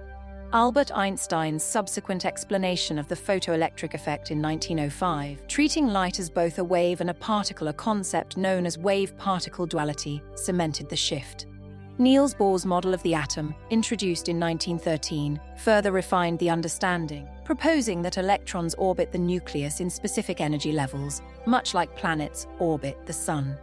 These quantized energy levels explained the stability of atoms and the discrete lines observed in atomic spectra. Quantum mechanics wasn't simply a theoretical curiosity, it was a revolutionary new way of understanding the universe. It forced scientists to abandon the intuitive, classical notions of continuity and determinism and embrace a world where energy and matter are quantized and probabilistic. This shift had profound implications, not only for physics but for philosophy and our fundamental understanding of reality. The core of quantum mechanics rests on several key principles. The most fundamental is quantization, the idea that energy, momentum, angular momentum, and other quantities are not continuous but come in discrete, fixed values. This contrasts sharply with classical physics, where these quantities can take on any value within a given range. Another crucial principle is wave-particle duality, the observation that particles, such as electrons and photons, can exhibit both wave-like and particle-like behavior. This was initially a perplexing concept, but experiments, such as the double-slit experiment, demonstrated that particles can interfere with themselves, just like waves. The Heisenberg uncertainty principle further complicates the picture, stating that it's impossible to simultaneously know both the position and momentum of a particle with perfect accuracy. The more precisely one property is known, the less precisely the other can be determined. This isn't a limitation of our measuring instruments, it's a fundamental property of the universe. Finally, the concept of quantum entanglement, where two or more particles become linked in such a way that their fates are intertwined, regardless of the distance separating them. Measuring the properties of one entangled particle instantaneously affects the properties of the other, a phenomenon that Einstein famously called spooky action at a distance. Despite its strangeness, quantum mechanics has proven to be incredibly accurate in describing the behavior of matter and energy at the atomic and subatomic levels. It forms the basis for many modern technologies, including lasers, transistors, and MRI machines, 0110 and 11. But only one at a time. 2 qubits, by contrast, can represent all 4 combinations simultaneously. 10 qubits can represent over 1,000 possibilities at once. 20 qubits can hold over 1,000,000. And 50 qubits, that's more combinations than there are atoms in the human body. This exponential scaling is what makes quantum computing so tantalizing. It grows in power far faster than classical machines ever could. But superposition alone isn't enough. The real magic happens when qubits become entangled. Entanglement links qubits so that the state of one instantly influences the other, no matter how far apart they are. When 2 qubits are entangled, measuring one tells you something about the other, even before you check it. In a quantum computer, this allows information to be spread across the entire system in ways that classical bits can't replicate. Entangling operations known as quantum gates create intricate webs of correlation, letting the computer process multiple layers of information at once. Entanglement isn't just a neat trick. It's the glue that makes quantum algorithms work. When qubits are entangled, the system as a whole becomes more than the sum of its parts. This interconnectedness allows quantum computers to manipulate probability itself, sculpting the outcomes through interference. In essence, the computer sets up a series of quantum waves representing all possible answers to a problem, then cleverly arranges the computation so that the wrong answers interfere destructively while the right ones reinforce each other. When the system is finally measured, the quantum haze collapses not into chaos, but into the most likely correct solution. This is how quantum algorithms differ from classical ones. A classical algorithm walks step by step, like a detective following a trail. A quantum algorithm lets all possible paths be explored at once, then interferes them to highlight the path that leads to the right conclusion. It's a kind of computational parallelism that doesn't just make things faster, it changes the rules of what's possible to compute. For example, Shor's algorithm can factor large numbers exponentially faster than any known classical method, threatening to append modern encryption. Grover's algorithm can search through unstructured data far more efficiently, and newer quantum algorithms promise breakthroughs in chemistry, optimization, and even the simulation of quantum systems themselves. But the quantum world is fragile. Superposition and entanglement don't last long before decoherence. The loss of quantum order sets in. The smallest disturbance from the environment, a stray vibration or flicker of heat, can collapse the delicate quantum state and destroy the information. That's where quantum error correction comes in. One of the most ingenious ideas in modern science. In classical computing, error correction is straightforward. Copy the data, compare the copies, and fix discrepancies. But in quantum computing, the no-cloning theorem forbids making exact duplicates of unknown quantum states. Instead, physicists found a way to encode one logical qubit into many physical qubits, distributing the information in such a way that small errors can be detected and corrected without disturbing the computation. It's like hiding a secret inside an orchestra. Even if one musician plays the wrong note, the melody can still be reconstructed from the others. Quantum error correction is what makes large-scale quantum computing possible in theory. Without it, qubits would lose coherence too quickly to perform meaningful work. With it, quantum computers could one day run for hours or even days, solving problems that are utterly intractable for classical machines. The current frontier of research isn't just about making more qubits. It's about making better qubits with longer coherence times, higher fidelity, and better protection from noise. Different technologies have emerged in this race. Superconducting qubits made from Josephson junctions are among the leading contenders used by companies like IBM and Google. They operate at temperatures just a few thousandth of a degree above absolute zero, where electrons flow without resistance. Trapped ion qubits, on the other hand, use individual atoms suspended in electromagnetic fields manipulated by laser pulses. They're incredibly stable and precise, though slower to operate. Other approaches like photonic qubits, made of light, or topological qubits, designed to be inherently fault-tolerant, represent the cutting edge of quantum engineering. What's striking is how closely quantum computing mirrors the principles of nature itself. The universe doesn't compute outcomes by testing them one at a time. It allows all possibilities to coexist, then interferes them through the laws of physics to produce reality as we experience it. Quantum computers, in their own way, are designed to harness that same natural efficiency. They don't replace classical computers. They complement them, opening doors to problems where the classical approach simply runs out of time. Even in its infancy, quantum computing has already proven its potential. In 2019, a quantum processor built by Google performed a specific calculation in about 200 seconds that would have taken a supercomputer thousands of years. While that particular task was chosen for demonstration rather than utility, it proved the principle. Quantum devices can reach realms of computation that classical ones cannot touch. Since then, the field has only accelerated, with researchers increasing qubit counts, reducing errors, and exploring new architectures that inch closer to practical quantum advantage. But beyond the technology, there's something deeply poetic about the idea. A qubit suspended between 0 and 1 embodies uncertainty not as a flaw but as power. Where classical computing relies on certainty, quantum computing thrives on possibility. It uses the fuzziness of the quantum world not as a limitation, but as a tool.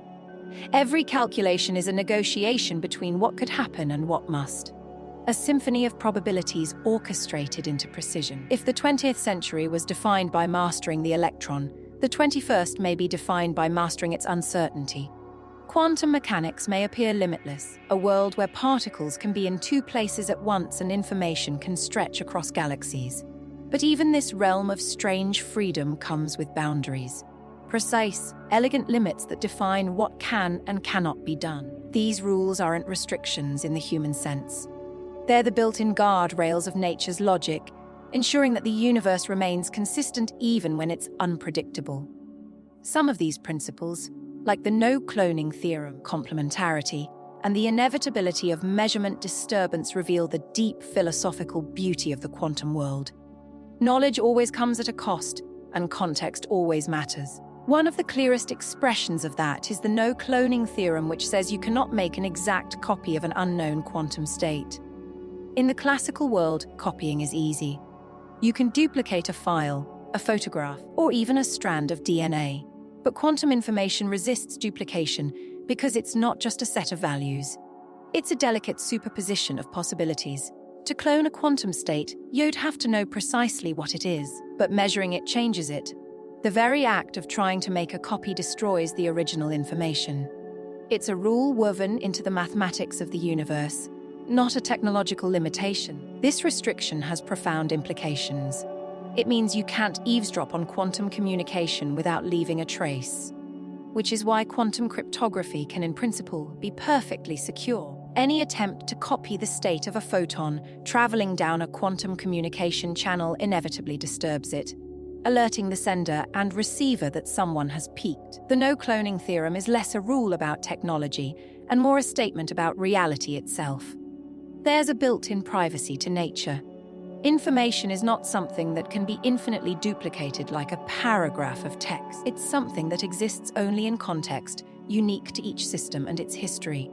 The impossibility of cloning connects to another deep truth about the quantum world. Measurement is never neutral. In classical physics, you can observe something without changing it.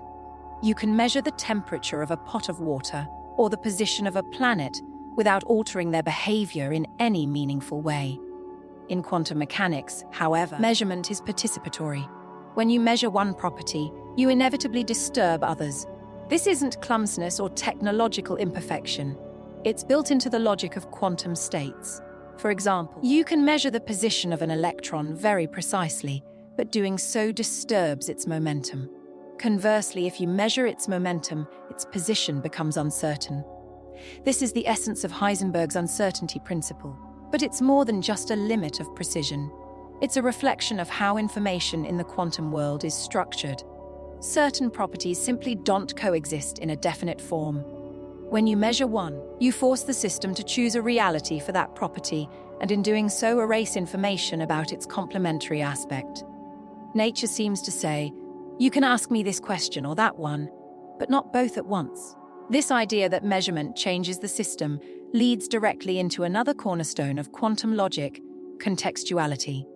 In the classical world, the properties of an object exist independently of how you measure them. A coin has two sides, whether you flip it or not. But in the quantum world, outcomes depend on the set of measurements being made, the context of the observation. In other words, the result of measuring one property can depend on which other properties are being measured alongside it, even if those properties don't seem directly related. This means quantum systems don't carry fixed hidden values for all measurable quantities. Instead, the act of measurement helps define what those values are. It's not that particles are sneaky or incomplete. It's that reality at the quantum level is fundamentally relational. What you see depends on how you look. The Cochin theorem formalizes this, proving mathematically that no model can assign definite outcomes to all possible measurements without contradicting the predictions of quantum mechanics. In a deep sense, the universe doesn't contain pre-written answers. It writes them when asked. All of these ideas, no cloning, complementarity, and the inevitability of measurement disturbance flow from a broader principle first articulated by Niels Bohr. Complementarity. Bohr proposed that certain properties of quantum systems, though seemingly contradictory, are both necessary to describe reality. Light, for instance, is both a wave and a particle, but you can never observe both aspects at once. The experiment you perform determines which side of its nature is revealed. The particle and wave pictures aren't rival explanations. They're complementary views of a deeper truth. Complementarity isn't confined to light. It pervades the entire quantum world. Position and momentum, energy and time, spin along different axes, all come in complementary pairs. The more clearly you see one, the more the other fades into uncertainty. This interplay isn't a flaw in our instruments or understanding. It's a fundamental feature of how the universe balances information. Every gain in knowledge about one aspect of a system requires a sacrifice of knowledge about another. These theories remind us that reality isn't a static collection of things waiting to be catalogued. It's a network of relationships where what can be known depends on how you choose to know it. The quantum world doesn't allow us to take snapshots of absolute truth. It only lets us glimpse one perspective at a time, and each perspective changes the landscape just by being chosen. IMMAG1, it's a deceptively simple notion, isn't it? The universe doesn't necessarily offer us easy answers, but instead, it whispers possibilities through the constraints it sets.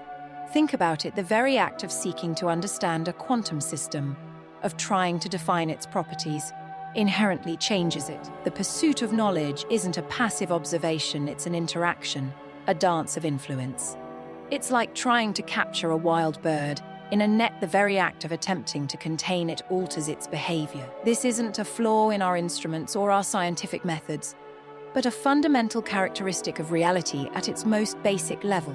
The universe isn't a static collection of things waiting to be catalogued, it's a dynamic network of relationships, a constantly evolving web of connections. What we can know about a system is inextricably linked to how we choose to observe it, to engage with it. The quantum world doesn't offer snapshots of absolute truth. Instead, it grants us glimpses, fleeting perspectives, each one coloring the landscape of our understanding. And each shift in perspective subtly reshapes the very reality we're trying to comprehend. This concept, often described through the lens of complementarity, originally articulated by Niels Bohr, beautifully illustrates this interplay. Light, for instance, exists as both a wave and a particle, but we can never simultaneously observe both aspects. The experiment we designed, the very act of measurement, determines which of these properties is revealed. These aren't rival explanations, they're complementary viewpoints, each offering a partial but vital truth. This principle isn't limited to light, it pervades the entire quantum realm. Position and momentum, energy and time, spin along different axes, all these pairs exist in a state of intertwined uncertainty. The more precisely we define one property, the less precisely we can know its complementary counterpart. This isn't a frustration, it's the nature of the universe. Every gain in knowledge about one aspect of a system comes at the cost of diminished knowledge about another. It's a humbling reminder that our understanding is always provisional, always subject to revision. These theories, so seemingly abstract, have profound implications for how we view reality itself. They suggest that reality isn't about possessing complete information, but about accepting the inherent ambiguity and interconnectedness of existence. The pursuit of knowledge, therefore, isn't a linear progression, but a series of negotiated compromises, a continuous balancing act between certainty and uncertainty. I'm a G2 now. Let's delve into the concept of measurement itself. It's a cornerstone of quantum mechanics, and it's perhaps the most challenging aspect for our classical intuitions to grasp. In the classical world, the properties of an object exist independently of how we measure them. A coin, for example, has two sides, whether we flip it or not. But in the quantum world, outcomes are inherently dependent on the set of measurements being made, the context of the observation. The result of measuring one property can actually depend on which other properties are being measured alongside it, even if those properties don't seem directly related. This doesn't mean that particles are intentionally hiding their values or that they're incomplete in some way. Rather, it signifies that reality at the quantum level is fundamentally relational. What you observe depends entirely on how you look, on the tools and techniques you employ. This idea is formalized through the no-cloning theorem, which states that it's impossible to create a perfect copy of an arbitrary unknown quantum state. This restriction, while seemingly limiting, is actually a source of incredible power and security. This principle leads directly to the concept of contextuality, a property where the order in which measurements are made matters. It's as if the universe is holding a conversation, and the way you phrase your question influences the answer you receive. This isn't a flaw, it's the very foundation of quantum reality. The formal proof, developed by Bohr, mathematically demonstrates that no model can assign definite outcomes to all possible measurements without contradicting the predictions of quantum mechanics. It's a powerful statement about the limitations of our own understanding, reminding us that our attempts to describe the quantum world must always be grounded in the observed behavior of systems, not in preconceived notions of what they should be. This highlights that the universe doesn't contain pre-written answers, it writes them when asked. I'm a G3 consider the broader implications of these principles for technological development. The no-cloning theorem, for instance, underpins the security of quantum communication. Quantum key distribution QKD systems don't rely on complex mathematical algorithms to protect data. Instead, they exploit the laws of physics themselves. When Alice wants to send a secret key to Bob, they use entangled photons to encode the key.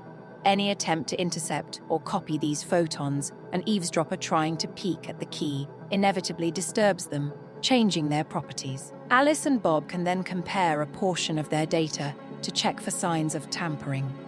If the error rate is higher than what random noise would produce, they know someone has been listening. This system doesn't depend on the difficulty of breaking mathematical codes, which can always be overcome with more powerful computers. It relies on the fundamental principle that quantum states are inherently fragile and susceptible to disturbance. This reliance on physical laws rather than computational complexity makes QKD remarkably secure. But it's not just security that's enabled by these quantum principles. The unavoidable disturbance caused by observation, a consequence of measurement, is what allows quantum sensors to detect infinitely small changes. They trade certainty for sensitivity, achieving levels of precision that were previously unimaginable. These devices don't simply measure, they interact with their surroundings, subtly influencing the systems they're trying to observe. This fundamental interaction is what makes quantum sensors so powerful. Far from being inconveniences, these constraints, the no-cloning theorem, contextuality, and disturbance are the very features that enable the possibility of quantum technology.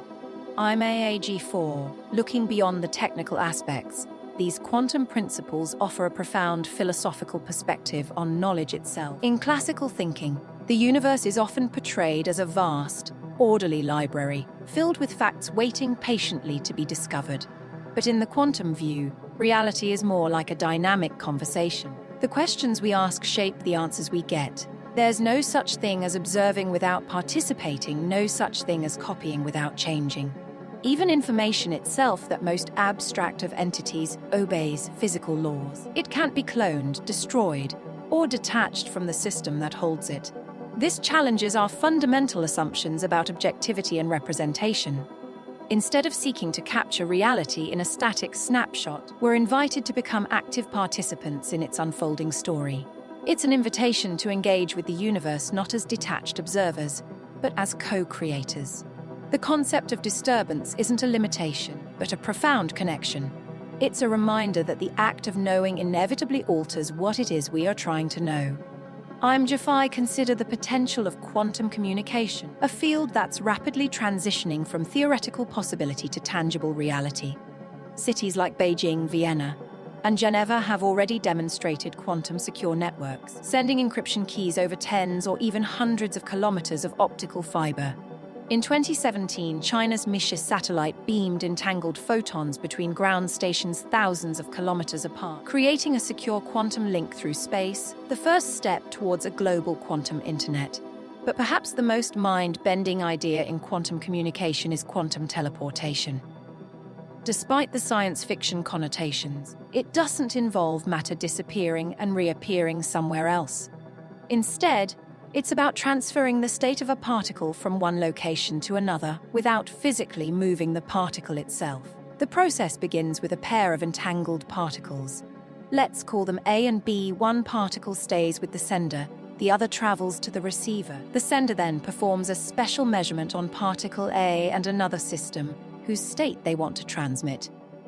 That measurement destroys the original state, but also creates a set of classical data. When the sender transmits that data through an ordinary communication channel, the receiver can use it to transform their particle B into an exact replica of the original state. In effect, the quantum information has been teleported from one place to another without any physical transfer of particles. Write transformed content 1979 words, natural paragraphs, quantum random number generators are now commercially available, used in encryption, gaming, and scientific simulations. They produce sequences of bits that no adversary, no matter how clever, could ever foresee. Every coin flip in a quantum system is pure chance, an unrepeatable event born from the very indeterminacy that defines the universe. It's poetic, really. The same uncertainty that once puzzled Einstein now guarantees the integrity of digital security. But as powerful as quantum communication is, it faces one stubborn challenge: distance. Entanglement and quantum states are fragile, easily disrupted by noise and loss as they travel through fiber or air. Classical signals can be amplified as they weaken, but quantum signals cannot be cloned or copied without destroying their information. This makes long-distance communication tricky. Enter the quantum repeater, a device designed to extend entanglement step by step, linking distant nodes into a single coherent network. A quantum repeater works by creating entangled pairs across short segments of a network, then performing operations called entanglement swapping to connect those segments together. Each node stores entangled particles briefly in quantum memory while synchronizing with others, effectively relaying entanglement without ever measuring or amplifying it directly. The process is slow and technically demanding, but it's the key to scaling quantum communication beyond city limits and into global networks. Researchers envision a future where quantum repeaters, satellites, and ground stations form a worldwide lattice of entanglement, a backbone for secure communication, distributed quantum computing, and ultra-precise timekeeping. The beauty of quantum communication is that it takes what once seemed like weaknesses, the fragility of quantum states, the unpredictability of measurement, and turns them into strengths.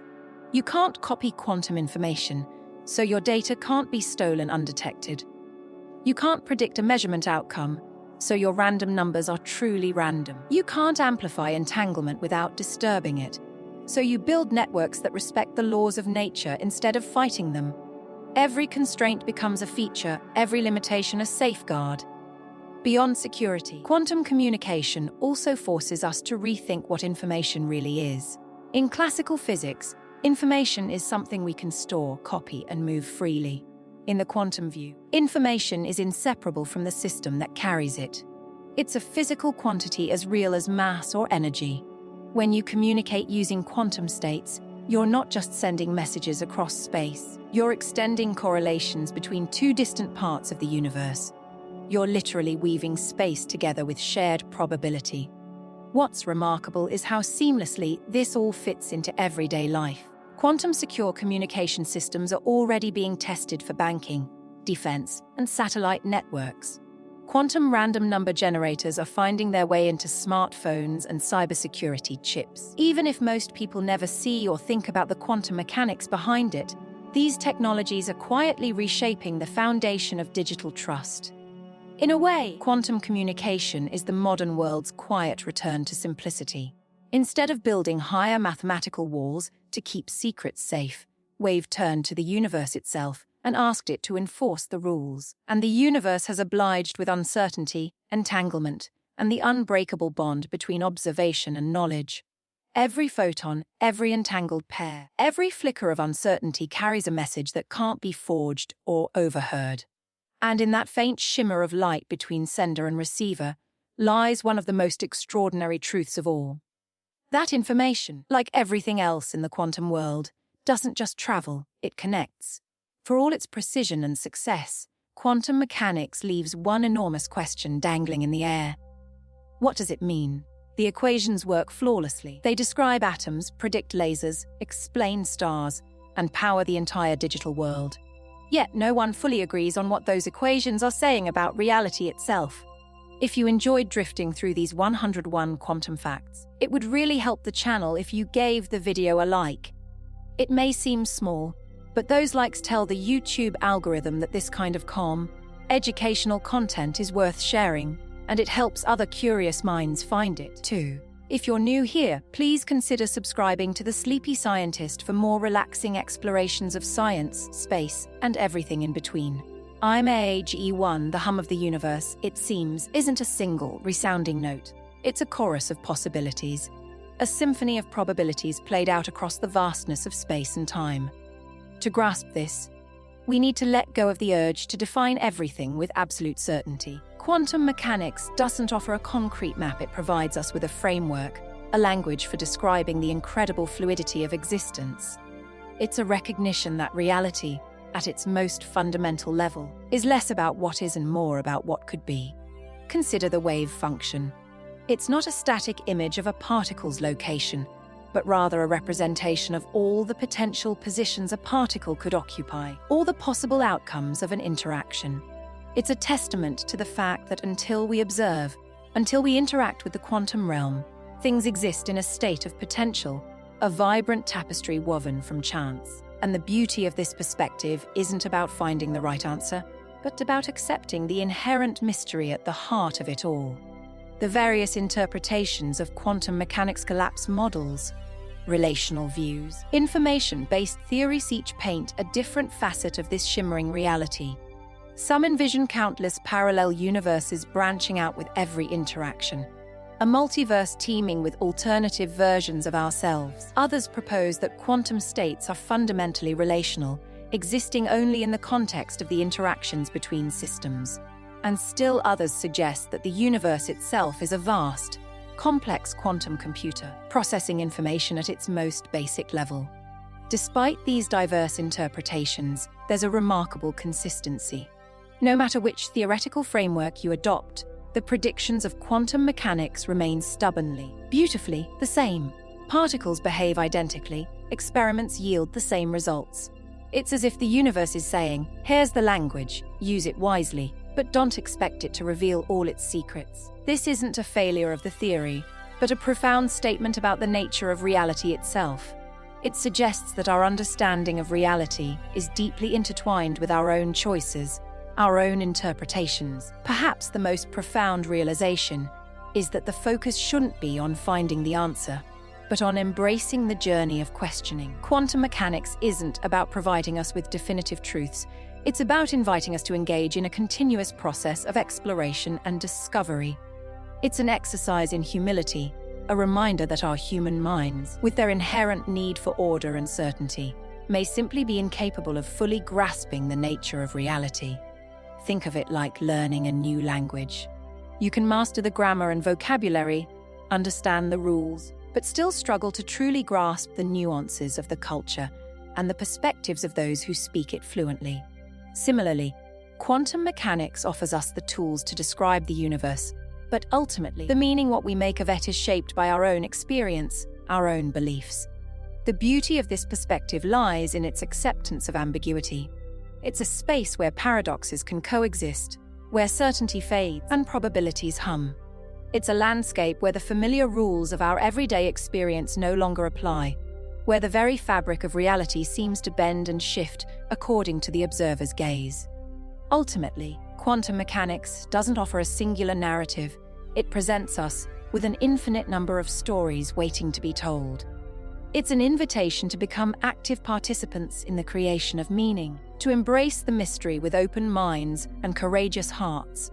And in that shared exploration, we discover not only the secrets of the universe, but also something profound about ourselves. As the final notes of this quiet journey drift away, let's hold on to the feeling of wonder, the sense of possibility. Let's remember that the universe isn't a problem to be solved, but a mystery to be cherished. And with that, I bid you a peaceful night, filled with quiet contemplation and the gentle reminder that even in the face of profound uncertainty, there is always beauty to be found.